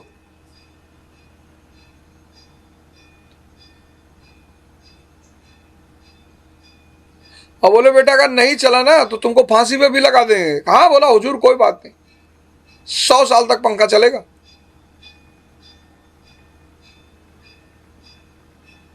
राजा ने ले लिया और एक ही दिन में पंखा टूट टाट के किनारे हो गया। तो राजा ने सैनिकों से कहा इसको पकड़ के लाओ, पकड़ के लाओ, उसको फांसी चढ़ाओ। पकड़वाया उसको, लाए पकड़ के। राजा ने कहा पंखा तो एक ही दिन में टूट गया। कहा एक दिन में? एक दिन में कैसे टूट गया? बोला टूट गया, दिखाया पंखा, ये देखो। अरे बोला ये 100 साल तक चलने वाला पंखा एक दिन में कैसे टूट गया? आपने कुछ गलती की होगी। राजा ने कहा मैंने? हाँ। बोले आपने?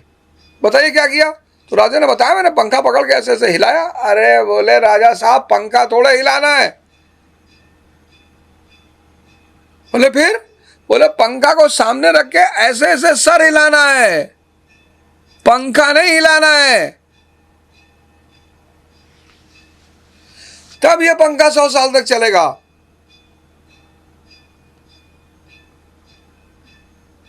ढंग सब आपको बताए जा रहे हैं कि आपने पाप किया, आप ऐसे हैं, आप पापी हैं। मनुष्य तो भोगने के लिए ही पैदा हुआ है। बुद्ध तो नहीं भोगे, कबीर तो नहीं भोगे, गुरु नानक देव जी तो नहीं भोगे, संत रविदास जी तो नहीं भोगे। मस्त रहे जीवन भर सब।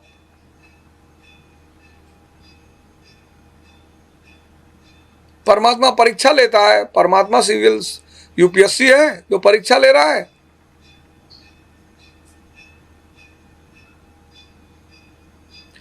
परमात्मा पब्लिक सर्विस कमीशन है जो परीक्षा ले रहा है। और क्यों लेगा वो परीक्षा? क्या मतलब है? उसको मजा आता है लोगों को परेशान करने में। क्यों लेगा?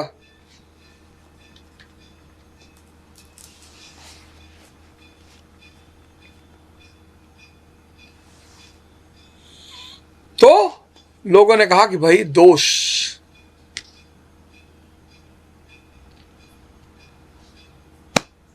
आचार्य एक बड़ी शानदार बात कहते हैं जितना आदमी सभ्य सुसंस्कृत तथाकथित धर्मों के प्रभाव में मंदिरों और चर्चों में प्रार्थना करने लगता है, उतना ही प्रेम से शून्य होता चला जाता है।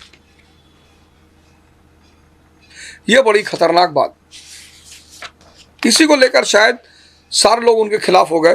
कहते हैं जितना आदमी सभ्य सुसंस्कृत और तथाकथित धर्मों के प्रभाव में मंदिरों और चर्चों में प्रार्थना करने लगता है, उतना ही प्रेम से शून्य क्यों होता चला जाता है। बहुत बड़ा प्रहार किया इन्होंने कि आदमी जितना सिविलाइज्ड हो रहा है, आदमी जितना शिक्षित हो रहा है, आदमी जितना धार्मिक हो रहा है, उतना ही प्रेम से शून्य हो रहा है। उसे तो और प्रेम बढ़ना चाहिए। आज आप समाज देखो, आज का आप समाज देखो, बड़ी तगड़ी बात उन्होंने कही कि जितना आदमी संस्कृत सिविलाइज्ड हो रहा है, जितना एजुकेटेड हो रहा है, जितना धार्मिक हो रहा है, उतना प्रेम से शून्य हो रहा है। आदमी सड़क पे मर रहा है, लोग वीडियो बना रहे हैं। ये जॉम्बीज ही तो है।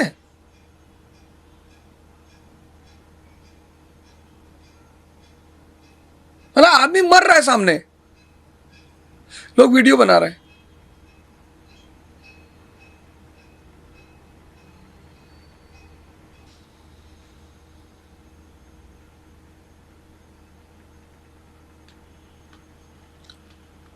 तो भाई ये लोग क्यों बाधा डाल रहे हैं?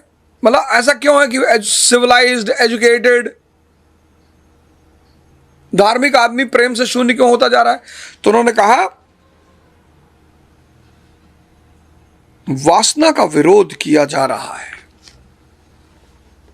भोग का विरोध किया जा रहा है,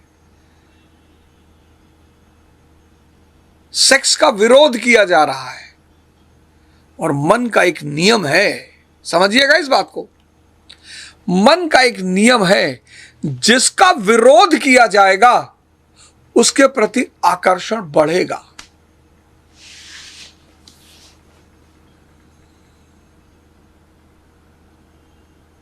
बड़ी प्यारी बात इस चैप्टर का, पहला चैप्टर है ये, कि आदमी जितना सुसंस्कृत, सिविलाइज्ड, एजुकेटेड, धार्मिक, उतना प्रेम से शून्य होता जा रहा है। क्यों?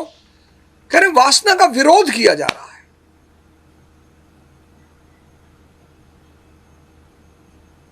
अब सेक्स का विरोध करेंगे, उसके प्रति आकर्षण बढ़ेगा, आकर्षण बढ़ेगा, व्यक्ति करेगा, करेगा तो विचार शून्यता मिल जाएगी।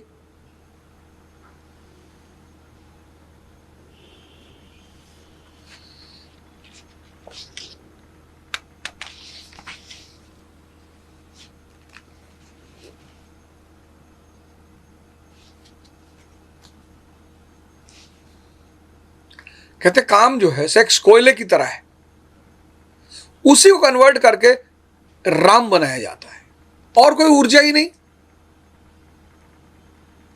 तो विरोध,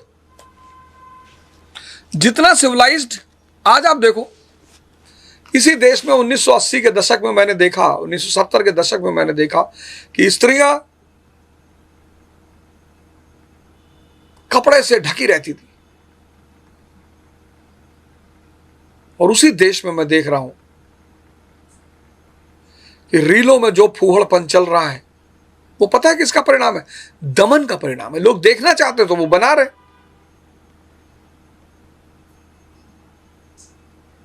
भाई सेक्स की बात आदमी सुनना चाह रहा है, 50 तो स्त्रियां ऐसी वीडियो बना रही हैं जिसमें सेक्स की पोजीशंस बता रही हैं, और 1-1 करोड़ व्यू चला जा रहा है। और व्यूअरशिप ही तो चाहिए, जितनी व्यूअरशिप उतना पैसा। उनको इससे मतलब कहां है? सेक्स के दवाओं का वीडियो, सेक्स के पोजीशन का वीडियो,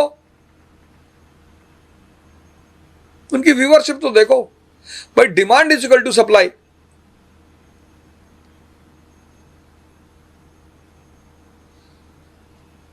विरोध, विरोध नहीं करना है, समझना है, एनालिसिस करना है।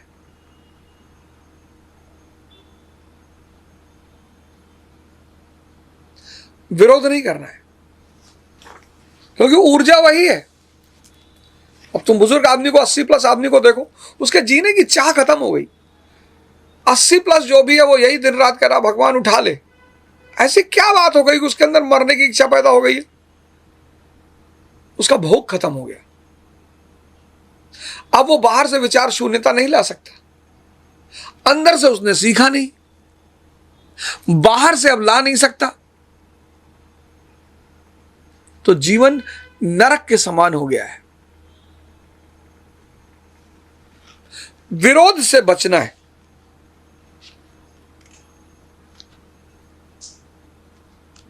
आचार्य ने कहा आदमी अपनी ही शक्ति से लड़ रहा है।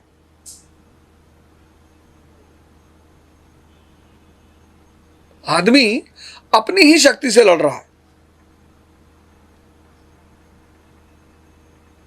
मन जहर है तो मन से लड़ो, जहर से तो लड़ना पड़ेगा। सेक्स पाप है तो उससे लड़ो, और ऊपर से कहा जा रहा है द्वंद्व छोड़ो।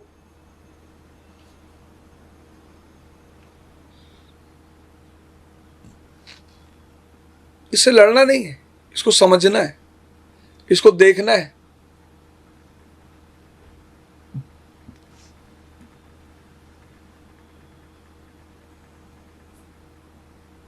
लड़ना तो इससे कतई नहीं। अगर आप लड़े तो आप मारे गए। लिखते हैं वो कि पहले जमाने में ऋषि वधु को 9 वर और वधु को आशीर्वाद देते हुए कहता था कि तेरे 10 पुत्र हो और अंततः तेरा पति तेरा 11वां पुत्र हो जाए। वासना रूपांतरित हो तो पत्नी मां बन सकती है, वासना रूपांतरित हो तो काम प्रेम बन सकता है। इस एनर्जी के साथ बहुत बवाल हुआ इस देश में। आज आप अगर देख लो, पतियों की हत्या हो रही, पत्नियों की हत्या हो रही, प्रेमिकाओं की हत्या हो रही, प्रेमियों की हत्या हो रही। अभी एक कोई थे साहब, अनुरुद्धाचार्य जी के आचार्य जी के प्रोग्राम में बोल दिया कि साहब मैं शादी अभी मेरी नहीं हुई, 45 साल उम्र है, 18 एकड़ जमीन है, शिक्षक हूं। एक बहन जी नाम बदल के शादी कर डाली उनसे तुरंत, और सुहाग रात के दिन मार डाली। मन कितना विकृत हो गया है। मतलब मर्डर वर्डर करना एक बहुत बड़ी बात है, लोग गाजर मूली की तरह कर रहे हैं। इसका मतलब क्या हुआ कि मन मर चुका है, मन खत्म हो चुका है। विरोध से बचिए।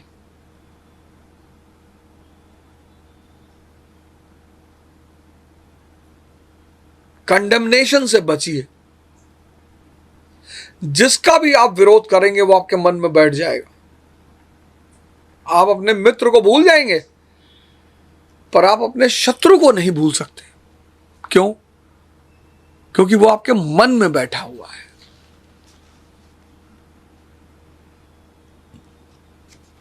और जो चीज मन में बैठ जाए, फिर उन्होंने कहानी सुनाई। कहा एक फकीर अपने दोस्त के घर गया, उसका दोस्त किसी राजा वाजा से मिलने जा रहा था। तो फकीर ने कहा मैं भी चलूंगा यार। तो दोस्त ने कहा चलो। कहा यार कुछ कपड़ा वपड़ा नया रखे हो तो दे दो। तो उसका दोस्त कोई गिफ्टेड कपड़ा उसके पास पड़ा था, दे दिया उसने। अब दे तो दिया, लेकिन देने के बाद उसको लगा कि यार इसको तो इतना बढ़िया कपड़ा मैंने दे दिया, तो मुझसे ज्यादा अच्छा लग रहा है। खैर दोनों गए जिससे मिलना था उसके घर। उसके घर पहुंचे तो उस दोस्त ने कहा बताया, अपने दोस्त का परिचय कराया कि ये फला फला आदमी है,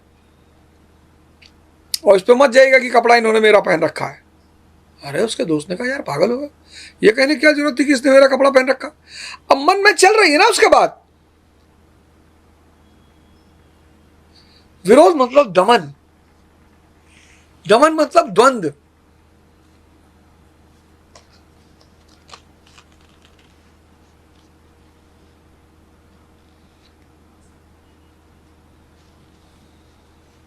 तो विरोध करोगे तो कमजोरी पैदा हो जाएगी, विरोध करोगे द्वंद्व पैदा हो जाएगा, दमन पैदा हो जाएगा,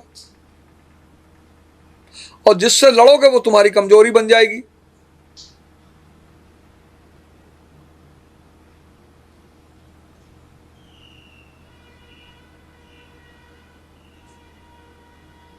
कुछ चीजें ना जो मन तुरंत अडॉप्ट कर लेता है, उसके फीचर्स हैं। जहां लिखा है यहां देखना मना है, वहीं आदमी झांक रहा है, वहीं देख रहा है।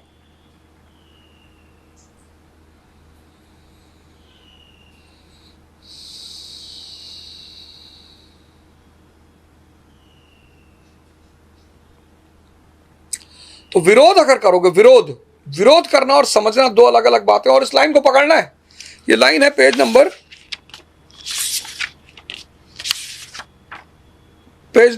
13 पे, कि आदमी जितना सभ्य, सिविलाइज्ड, एजुकेटेड और धार्मिक होता जा रहा है, प्रेम शून्य होता जा रहा है। क्यों? क्योंकि विरोध कर रहा है। विरोध से दमन पैदा हो जा रहा है, विरोध से द्वंद्व पैदा हो जा रहा है। वो चीज आपकी कमजोरी बन जा रही, बार बार याद आ रही है आपको, इससे बचना है, इससे बचना है, इससे बचना है।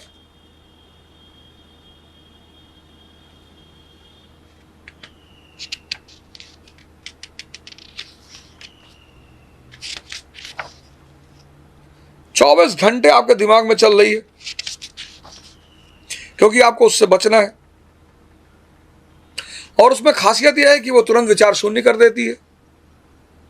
अब देखो, एक तरफ तो आपके मन में 24 घंटे चल रही कि बचना है, और दूसरी बात वो तुरंत विचार शून्य कर देती है।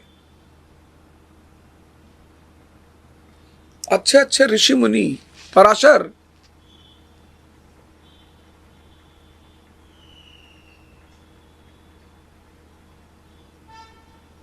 विश्वामित्र,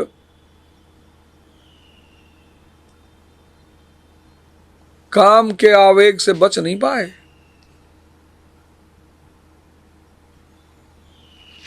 उससे तगड़ा, उससे तेज विचार शून्यता करने की क्षमता किसी में नहीं है।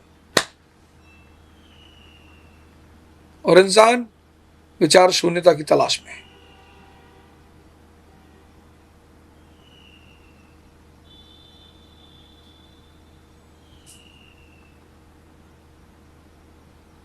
और इंसान विचार शून्यता की तलाश में है।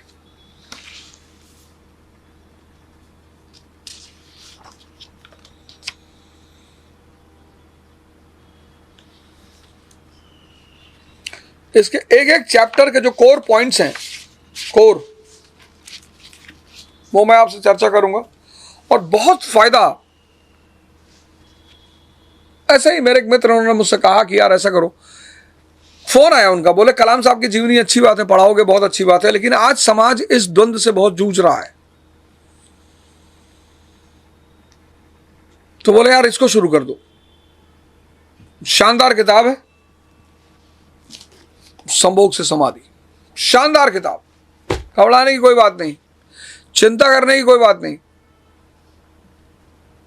और इस पूरे किताब की खासियत यह है कि इसमें सेक्स की चर्चा ही नहीं की गई है। इस पूरे किताब की सबसे खास बात यह है कि इसमें काम की, सेक्स की कहीं चर्चा ही नहीं की गई।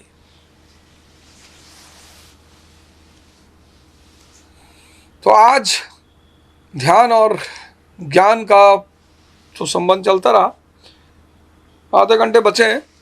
प्राणायाम आप स्वयं करोगे, 4 प्राणायाम आप करोगे। पहले अनुलोम विलोम, लेकिन ध्यान के साथ करना है। 100 के 3 सेट अनुलोम विलोम, 100 के 3 सेट कपालभाति, 100 के 3 सेट भ्रामरी, 100 के 3 सेट भस्त्रिका, और फिर 10, 15, 20 बार, जितनी बार आप कर सकें, भ्रामरी। पूरे शरीर के सेल्स आत्मिक ऊर्जा और ऑक्सीजन की ऊर्जा से भर जाएंगे।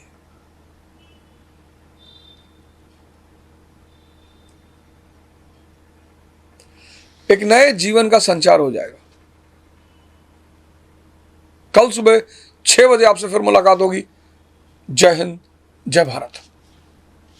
कथनी और करनी में बहुत फर्क रहता है। लोग कहते हैं कि ओझा सर हैं, बकैती करते हैं, सेक्स की बातें करते हैं, ओशो की कहानियों की बातें करते हैं। रील और रियल लाइफ पॉलिटिक्स में बहुत डिफरेंट होता है। जब वो सड़क पे आए तब उन्हें पता चल गया कि बोलना आसान है और करना बहुत मुश्किल है। बकैती बड़ा प्यारा शब्द है, बहुत। मैं हिंदुस्तान में बहुत अच्छे अच्छे लोगों से मिला। मैंने पूछा यार एक बात बताओ, कितना पढ़े हो? I have done my graduation from Delhi university. अच्छा, ये करेंसी सिस्टम कैसे पैदा हुआ? नहीं बता पाए। नेशन कैसे पैदा हुआ? नहीं बता पाए। तब मुझे लगा कि अच्छा, ओहो, जैसे ओशो ने क्या किया? पतंजलि सूत्र लिखा, कबीर सूत्र लिखा, कृष्ण सूत्र लिखा, लोगों ने वो नहीं पढ़ा। उस आदमी की 300 लेक्चर्स हैं दुनिया की सारी पर्सनैलिटीज पर, कन्फ्यूशियस, लाओ त्से, कौन सा दुनिया का फेमस आदमी है जिस पे ओशो ने डिस्कशन नहीं किया? लेकिन लोगों ने कहा सेक्स गुरु संभोग के बारे में बता रहा है। अबे तुम कर नहीं पा रहे हो तो बताएगा नहीं, दवाई ढूंढ रहे हो। ये देश है जहां 22 साल का लड़का, मेरे एक दोस्त हैं कृष्णा मिश्रा, लक्ष्मी नगर में, कि मेडिकल की दुकान है, तो बेचारे हमको कोई बताते हैं, कहते हैं भैया 20-20 साल के लड़के वियाग्रा लेके जाते हैं। तो जब 20 साल का लड़का वियाग्रा जिस कंट्री में लेके जा रहा है, तो ओशो सेक्स की बात नहीं करेगा? मारे डाल रही पत्नियां, कोई नीले ड्रम में डाल दे रहा है, कोई बोरे में भर दे रहा है, क्योंकि उसका घर तो तुम छुड़वा लाए, और न पेट भर पा रहे हो, न मन भर पा रहे हो, न दिल भर पा रहे हो, मारेगी नहीं? तो जरूरत है उसकी। तो अरे बुद्ध को भगा दिया इस कंट्री से, क्या कह रहा था वो आदमी? ध्यान करो, एनलाइटन योरसेल्फ, आत्मदीपक भव, अपना दीपक जलाओ। भारत के लोगों ने कहा भाई दीपक ऊपर, हम अंधेरे में रहने के आदी हैं, हम दीपक ऊपर तो ना जलाएंगे। आर्य आए, शक आए, कुषाण आए, हूण आए, टर्क आए, मंगोल आए, वो तैमूर आया, काट के गया इनको। फिर वो महमूद गजनी, मोहम्मद गौरी, फिर नादिर शाह। आदमी एक बार मार खाता है, सुधर जाता है। इस देश का आदमी पिछले 2000 से मार खा रहा है, पर कहता क्या है? भैया मुगल हमको लूटे थे। अच्छा, और वो क्लाइव तुम्हारा फूफा है? 55 लाख रुपए मीर जाफर ने दिया था उसको सिर्फ सत्ता पाने के लिए। वॉटसन का क्लाइव भर भर के बोरे में पैसा लेके गए, लेकिन इस देश के आदमी को नरेटिव दे दिया कि भैया मुगलों ने भैया बड़ा अत्याचार किया भैया। अच्छा, कैसे? अरे भैया बहुत अत्याचार किया भैया। औरंगजेब जो था भैया ना, वो 10 लाख हिंदुओं को मार कर डेली, तब भैया वो खाना खाता था। अच्छा, 10 लाख? हाँ भैया। तो 365 दिन, और उसमें 51 साल उसने शासन किया। हमने कहा जोड़ घटा लिया करो। अरे कहते थे कि एक आदमी को डेली मारता था तो मजा भी आता, बदनामी करना है तो लॉजिकली करो ना। तो जो इस तरह की बातें करते हो अवध ओझा को पकड़ नहीं करेंगे। जब इलेक्शन चल रहा था, मैंने कहा था भाजपा के नेताओं से, आओ रामचरितमानस पे बहस कर लो। तो इस देश में एक बड़ी प्यारा खेल है, वैसे तो है पूरी दुनिया में, इस देश में ज्यादा है, कि सामने वाले को मेंटली टॉर्चर करो, डिप्रेशन में ले आओ, पर हमको ना ले जा पाओगे। हम निकले हैं मिट्टी से, बहुत ही सामान्य स्तर से ऊपर की तरफ आए। इन सब खेलने का मैं आदी हूं। तो डकैती वाली बात ये हो गई। दूसरी बात सेक्स की बात, मैंने कहा कि जहां 20 साल का लड़का वियाग्रा खा रहा है, भाई ठप कह रहे लड़की शैतान थी, लड़की शैतान थी। लड़कों को भी तो देखो, सिर्फ लड़कियों को ही गाली दोगे। लड़का भैया आप किसी का घर छुड़वा के ला रहे हो तो ताकत पे ही तो लाए होगे। गए तो थे घोड़े बैठ के, तलवार लगा के, 200 बाराती ले गए थे, और पत्नी को कुत्ता दौड़ा लिया और तुम पेड़ पे चढ़ गए, तो वो बेचारी घबराएगी नहीं? अरे भाई, इसीलिए तो पहले औरतों को नहीं पढ़ाया जाता था कि गुलाम, पत्नी नहीं गुलाम। अब स्त्रियां आजाद हैं। अब अगर उनको पता चल गया कि भाई तू तो शादी किया, तू तो नौकर रखने के काबिल नहीं है, तो मारेंगे नहीं। तो आचार सेक्स की बात करता था कि आंतरिक ताकत बढ़ाओ। वही मैं भी कहता हूं। कितने लड़के हैं जो, एक शो हो रहा था दिल्ली में, तो एक डॉक्टर है, लेडी डॉक्टर है, मुझे नाम तो नहीं याद आ रहा, बड़ा अच्छा वो बताती हैं बेचारी, डॉक्टर क्यूटेस कुछ नाम है उनका, ऐसे बड़ी प्यारी सी लेडी है और बड़ा अच्छे राय देती हैं सेक्स के मुद्दों को लेकर। मतलब 50 लड़के हाथ उठाए थे कि मास्टरबेशन कर ले। और अब जबकि social media is a part of life, बच्चा हर चीज का एक्सेस पा जाएगा, वो ब्लू फिल्म देखेगा, अब नहीं रोक पाओगे। 1990 में रोक सकते थे, अब नहीं रोक पाओगे, कहेगा पढ़ रहा हूं। तो अब इस मुद्दे पे बात करना जरूरी हो गया है। और क्या था तीसरी बात? सेक्स की कहानियां, ओशो और बकैती, बस यही। ओशो तो भाई देखो, जिस आदमी ने पोप से कहा कि आओ तुम हमसे बात कर लो, हिंदुस्तान का ऐसा कौन सा प्रोमिनेंट आदमी है, चाहे वो मुरारी बापू हो, चाहे कुमार विश्वास हो, कोई भी, अब सब कहते हैं यार ओशो को एक बार पढ़ना चाहिए। चिंतन, परसेप्शन, सोच, दर्शन, सबका भंडार है वो आदमी। एक किताब सिर्फ शिव सूत्र, अगर उस आदमी की सिर्फ एक किताब कोई पढ़ ले, शिव सूत्र, उसका पूरा जीवन 360 डिग्री ट्रांसफॉर्म हो जाएगा सिर्फ उसमें से एक लाइन समझने पे कि अगर तुम अपने मन के गुलाम हो तो तुम पशु से बदतर हो, कुछ नहीं कर पाओगे, लेकिन अगर तुम अपने मन के मालिक हो गए तो इस जमीन से लेकर आसमान तक तुम जहां जहां कब्जा करना चाहोगे करोगे। कितनी प्यारी बात है भाई। जो स्टूडेंट तैयारी कर रहे हैं, 4 घंटे नहीं पढ़ पा रहे, अच्छे अच्छे घरों के लड़के, गरीब वाले नहीं पढ़ पा रहे, समझ में आता, अच्छे घर के लड़के, 50,000 रुपया खर्चा आ रहा है दिल्ली में, एक नौकर खाना बनाने के लिए रखा गया है, वो नहीं बैठ के पढ़ पा रहे हैं, कौन परेशान कर रहा है भाई? अगर मैं डकैती करता हूं, मानते हैं ना आप? करते हैं? अरे बहुत एक्सेप्ट करते हैं, पर एक बात ये भी मानते हैं कि जितने लोग कहते हैं वो मेरे सामने एक बार आके बैठ के मुझे हराए पब्लिकली।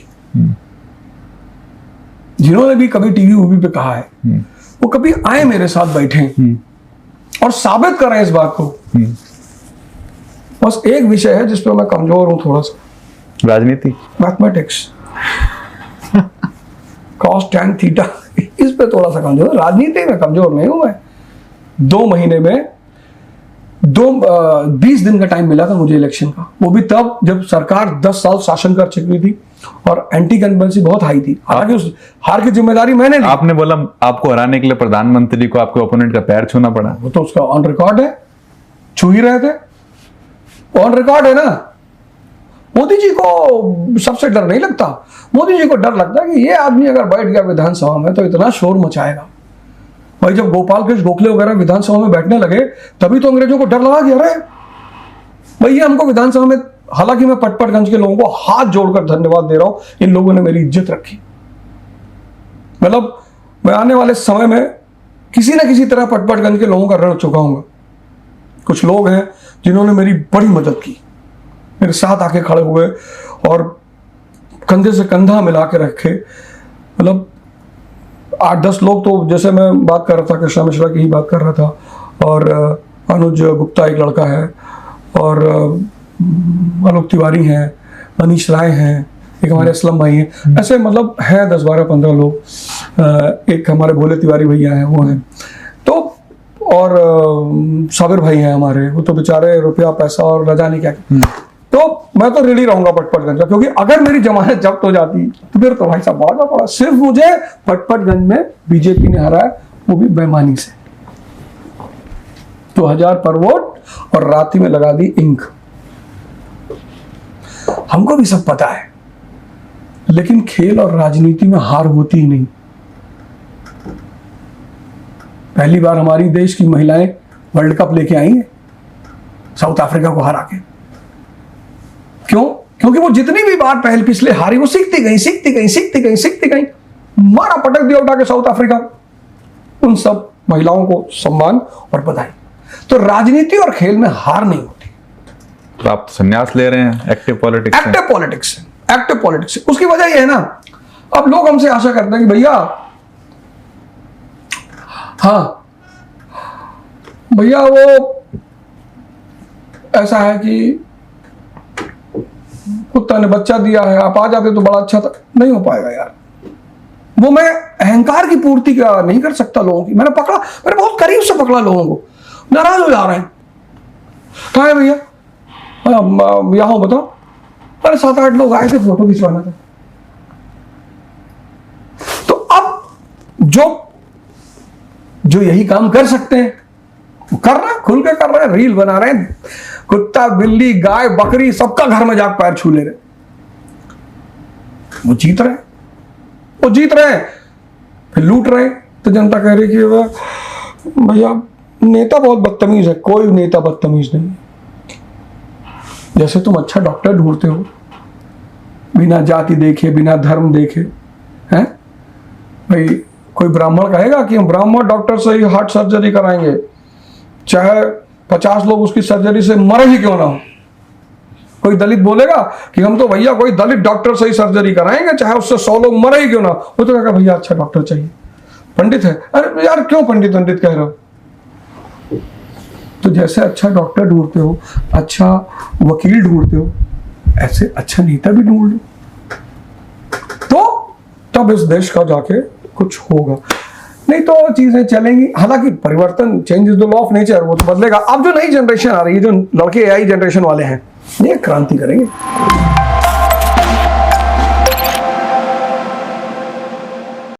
20वीं शताब्दी में एक बहुत बड़ा दार्शनिक हुआ संत आचार्य रजनीश ओशो। हम तो बाबा जी डेली पीते। हाँ बहुत बढ़िया। भाई साहब गंदी गंदी बातें करता है। तुमने किसी स्त्री से कहा आई लव यू, उसने तुम्हें एक चाटा मार दिया, तुम मरे हुए हो।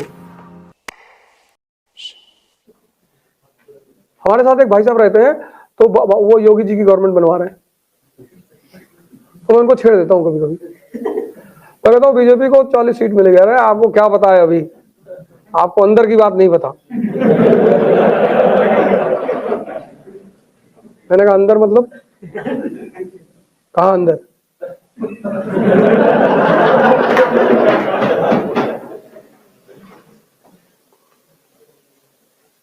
लेकिन ऐसा बस मुझे मजा आता है। मैं जानता हूं ये चिढ़ रहे हैं, तुमको मजा आता है। सरकार किसी की बने, हमको तो टेंडरवा मिलवे करेगा, क्योंकि हम अंबेडकर के बताए हुए रास्ते पे चलते हैं। कौन सा रास्ता? शिक्षा शेरनी का दूध है, जो पिएगा और दहाड़ेगा। सिंपल। हम बाबा जी को जाके कोई फंडा बता देंगे तो लगा।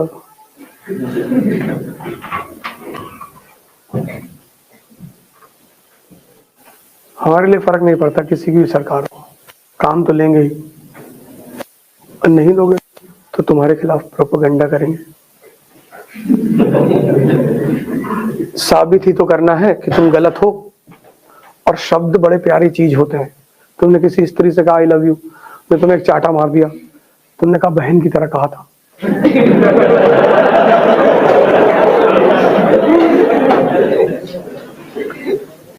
शब्द का सबसे प्यारा पहलू यह है कि उसको किसी भी तरह से सिद्ध किया जा सकता है।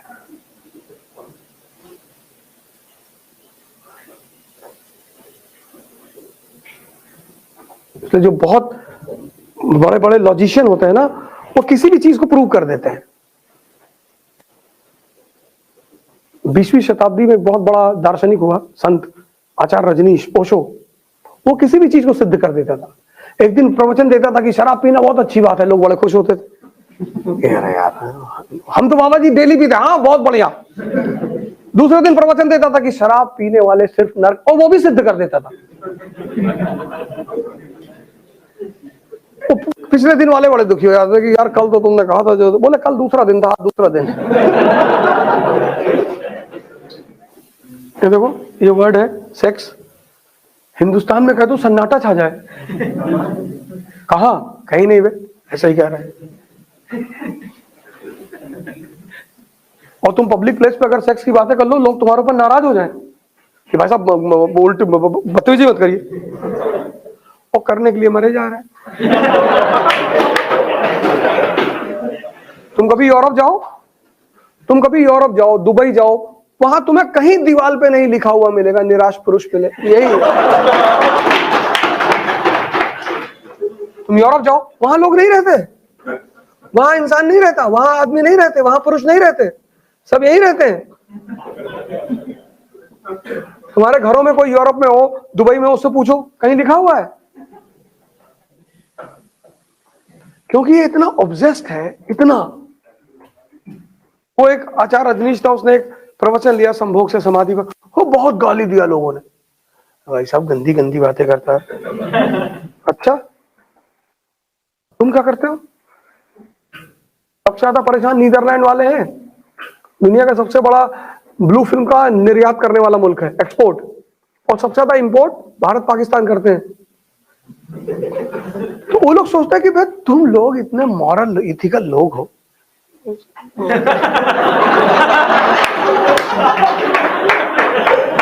अबे तुम क्या करते हो इसका? यहाँ 80% लोगों का जो गैजेट है, मोबाइल है, उसमें सेव करके रखे हैं, बड़ा यूनिक नाम से महाभारत।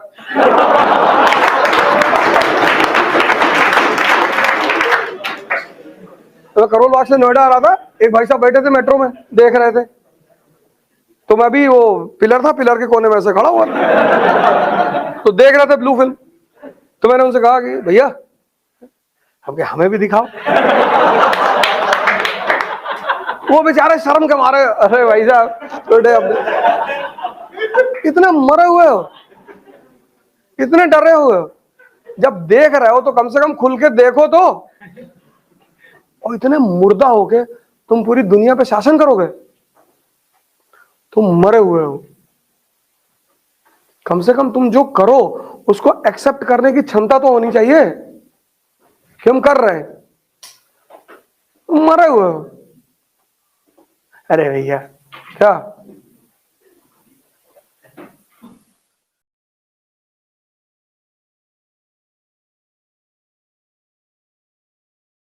सुदामा कृष्ण से मिल रहे हैं ये बड़ी बात नहीं है, कृष्ण सुदामा से मिल रहे हैं ये बड़ी बात है।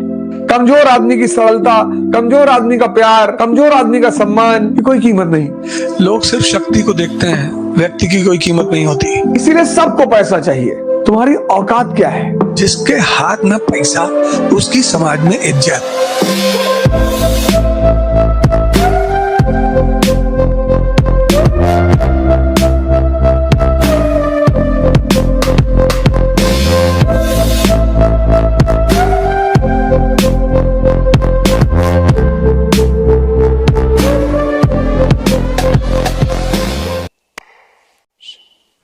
जर्मन, जाट, यादव, गुज्जर सब लड़ने वाली कौम है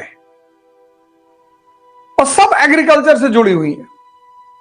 खाना अच्छा है, डाइट अच्छा है, मैगी वैगी नहीं खाते ये, मैगी खाते ही नहीं, बस 2 मिनट। सब लड़ने वाली कौम है। सुबह उठे 4 लीटर दूध पी गए, दोपहर में मट्ठा खा पी गए 10-12 लीटर। हर चीज में घी डालेंगे, दाल में, अचार में, चटनी में, सब में। मजबूत है शरीर। भैंस पकड़ लिए कूद के। जहां शरीर मजबूत है वहां कॉन्फिडेंस है, जहां शक्ति है वहीं कॉन्फिडेंस है। और कोई तरीका नहीं कॉन्फिडेंस पैदा करने का। मोटिवेशन तो नशा है, 4 घंटे रहेगा उतर जाएगा। कॉन्फिडेंस अगर पैदा करना है तो शक्ति पैदा करो, शरीर की और मन की। इस दुनिया में सिर्फ 2 शक्तियां हैं और उसमें से एक तुम्हारे पास होनी ही चाहिए। अगर दोनों में से कोई भी नहीं है तो गुलामों जैसी जिंदगी या पशु से बदतर जिंदगी हो जाएगी। पहली, आध्यात्मिक। लोग किसी को 10 रुपए देने को तैयार नहीं, और आचार्य रजनीश 11 जेट्स तोहफे में, पता नहीं कितनी रोल्स रॉयस, 10 करोड़ की घड़ी है तो शक्ति आध्यात्मिक। और दूसरी शक्ति है आर्थिक, इकोनॉमी। और मेरी मानो तो पहले आर्थिक शक्ति को ले आओ। हिंदुस्तान का सूत्र भी है, वो बड़ा फेमस सूत्र है, धर्म अर्थ काम मोक्ष। बड़ा वैज्ञानिक सा है, बहुत वैज्ञानिक सा है। धर्म अर्थ काम और मोक्ष। बहुत वैज्ञानिक, इतना वैज्ञानिक फॉर्मूला है ये दुनिया का कि अगर आप इसे फॉलो कर लें, शिक्षा, एजुकेशन, अर्थ, धन, पैसा, भोग, काम मतलब भोग, इंद्रियों का भोग, और इंद्रियों का भोग सीमित है 50 साल तक। बहुत दवा हुआ खा लिए तो 60, उसका कोई लिमिट नहीं, उसका खत्म। बच्चे में इंद्रिय भोग विकसित नहीं, बुढ़ापे में कर नहीं सकते। बड़ी मजेदार बात है ये। बच्चा में इंद्रिय भोग विकसित नहीं है, सेंस का जो एंजॉयमेंट है वो विकसित नहीं है। जबान उसकी तेज हो सकती है, चॉकलेट बहुत खा सकता है, चिकन खा सकता है, करेले की भुजिया नहीं खाएगा। तो एक आध इंद्रिय उसकी एक्टिव होती है बच्चा, और बुढ़ा, ओल्ड एज, ये भोग ही नहीं सकता। अब बची जवानी, इसी में भटकाती है ये इंद्रियां, इसी में भटकाती। और इंद्रिय भोग के लिए धन चाहिए ही चाहिए।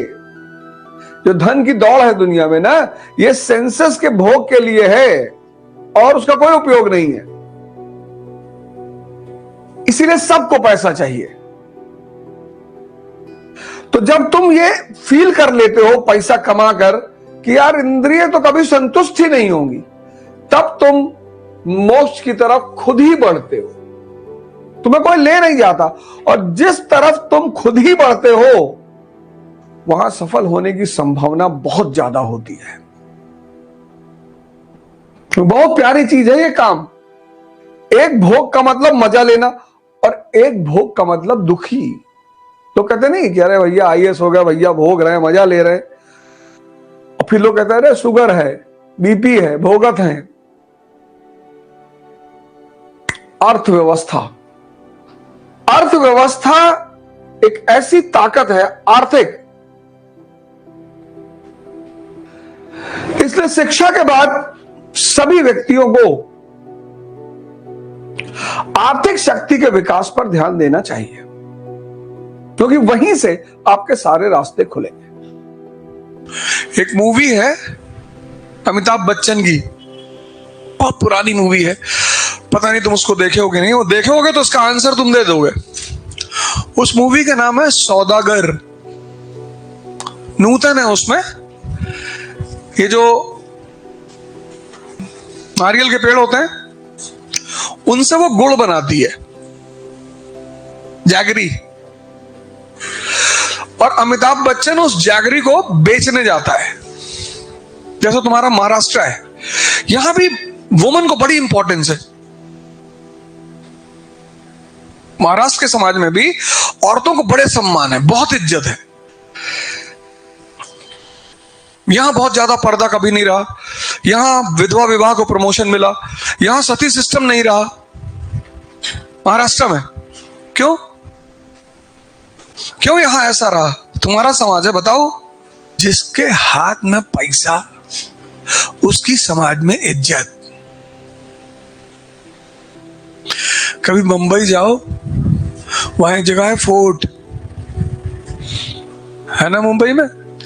वहां फोर्ट पर एक मीट मार्केट है, मच्छी। वहां मछली, मुर्गा, अंडा, बकरा मिलता है। कभी उस बाजार में अंदर जाना, वो पूरी बाजार औरतें चलाती हैं। क्या लेने का? हाँ, 3-3 किलो की औरतें, मोटा मोटा हार पहने हुए और हाथ में बड़ा बड़ा छुरा लिए हुए। मतलब तुम देख के ये लेने आए हैं ये, हाँ हमें नहीं लेना। अब यार मुंबई जाना ना, उस मार्केट में जरूर जाना, और तुम जब एंटर करोगे तुमको मेरी याद आएगी। पकड़ के मुर्गा मारा गाँव, तुम तो देख रहे कितने। अरे भैया, और कहीं बताओ, यूपी में ऐसा दिखाई पड़ता है। जिस समाज में इकोनॉमी की डोर औरत के हाथ में होगी, उस समाज में औरत की इज्जत होगी। लॉ है, ये कानून है।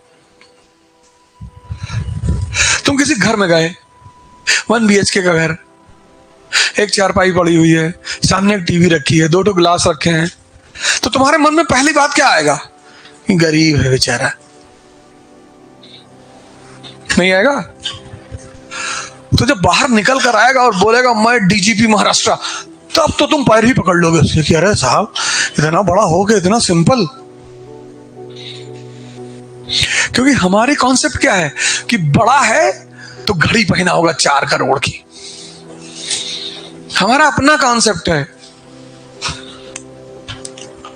दुबई गए थे सेमिनार लेने, तो वहां हमसे लोगों ने कहा कि कुछ अच्छा सूट वूट पहन के आने, टाई लगाते, कि टाई लगा के तुम्हारी गर्दन दबानी थी। कहाँ लगाया बे टाई? टाई बोलेगी, मैं बोलूंगा, टाई थोड़े बोलेगी बे। देखो गमछा हमसे डाल के जाते हैं, दुबई गए गमछा भूल गए, वहां बहुत ढूंढे कि कहीं गमछा मिल जाए, पता लगा इंडिया से आने में 1 दिन लग जाएगा। तुम सोचे शर्टें फाड़ के पहन ले क्या? तुमको शर्म आती है? तुम कहीं पार्टी वार्टी में जाते हो तो सोचते हो कि लोग हमको देखें। काहे देखेंगे वे? लोग सिर्फ शक्ति को देखते हैं, व्यक्ति की कोई कीमत नहीं होती। फालतू में तेल ओल लगा के, शैम्पू और थ्रेडिंग व्रेडिंग करा के कोई फायदा नहीं। कहीं जाओ सिंपल जाओ, चप्पल उप्पल पहन के, खाना खाओ, लड़का को आशीर्वाद दो, लड़की को कि मस्त, और चुपचाप निकल आओ। यहाँ लोग शादी में, दूसरे की शादी में जा रहे हैं, 4 घंटा पार्लर में बैठे हैं, लड़कों की बात कर रहे हैं। तुमको टेंशन लेने की जरूरत नहीं कि यार मास्टर तुम जो है, लड़कियों का ठीक है, लड़कों की बात कर रहे हैं। हिंदुस्तान में विवाह गरीब मां बाप के लिए कितनी बड़ी चुनौती है, और अमीर मां बाप के लिए दिखावा है, हैसियत का। 50-50 करोड़ रुपया शादी में खर्चा कर दिए, 50-50 करोड़, और बेबी और बाबा 2 दिन साथ में नहीं रह पाए। 50 करोड़। हवाई जहाज से दूल्हा आ रहा, हेलीकॉप्टर से फूलों की वर्षा हो रही, और वो बेबी और बाबा जिनकी शादी हुई वो 2 दिन साथ में नहीं रह पाए। सूट और लहंगा और पार्टी और ये और वो, और हमारे भोलेनाथ शमशान की राख वाख मल के गए थे बारात लेके, लेकिन ताकत है अंदर की। इसलिए जिंदगी में जब शक्ति आ जाए, जब तक शक्ति नहीं है तब तो आप नॉर्मल रहते ही हैं। आप देखिए, आपका ड्राइवर है, आपका नौकर है, आपके जो सेवक है, जो आपके अंडर में काम कर रहे हैं, तो आपसे कितने पोलाइट हैं? जी भैया, जी भैया। आप कभी कभी निर्णय लेते हो कि बहुत अच्छे हैं, नहीं, कमजोर हैं। कमजोर आदमी की सरलता, कमजोर आदमी का प्यार, कमजोर आदमी का सम्मान की कोई कीमत नहीं। सुदामा कृष्ण से मिल रहे हैं, वो बड़ी बात नहीं है। कृष्ण सुदामा से मिल रहे हैं, ये बड़ी बात है। सुदामा कृष्ण से मिल रहे हैं, ये बड़ी बात नहीं है। क्योंकि जब आप राजा हो, कलेक्टर हो, और आपका कोई दोस्त फटे कपड़े में आता है और आप उससे गले लगाते हो, तो आप मैसेज देते हो कि आप इसी बैकग्राउंड से आ रहे हो।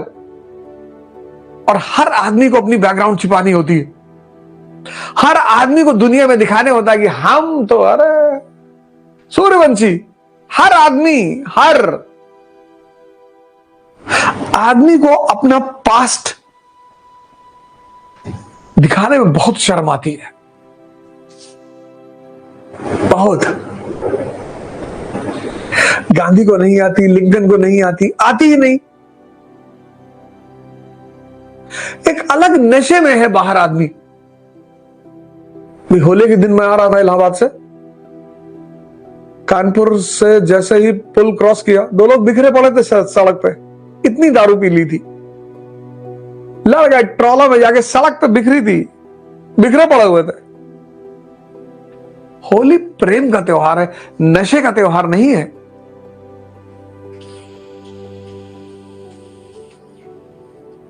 जब आप शक्ति में रहो ना, तब उसी कहते हैं ना, औकात में रहो। पीयूष मिश्रा जी ने एक किताब लिखी है बड़ी प्यारी, तुम्हारी औकात क्या है। बॉलीवुड के एक्टर हैं पीयूष मिश्रा, राइटर भी हैं। आरंभ है प्रचंड उन्हीं की देन है। बड़ा खराब पास्ट रहा, उसको एक्सेप्ट करते हैं, एक्सेप्ट करना ही है।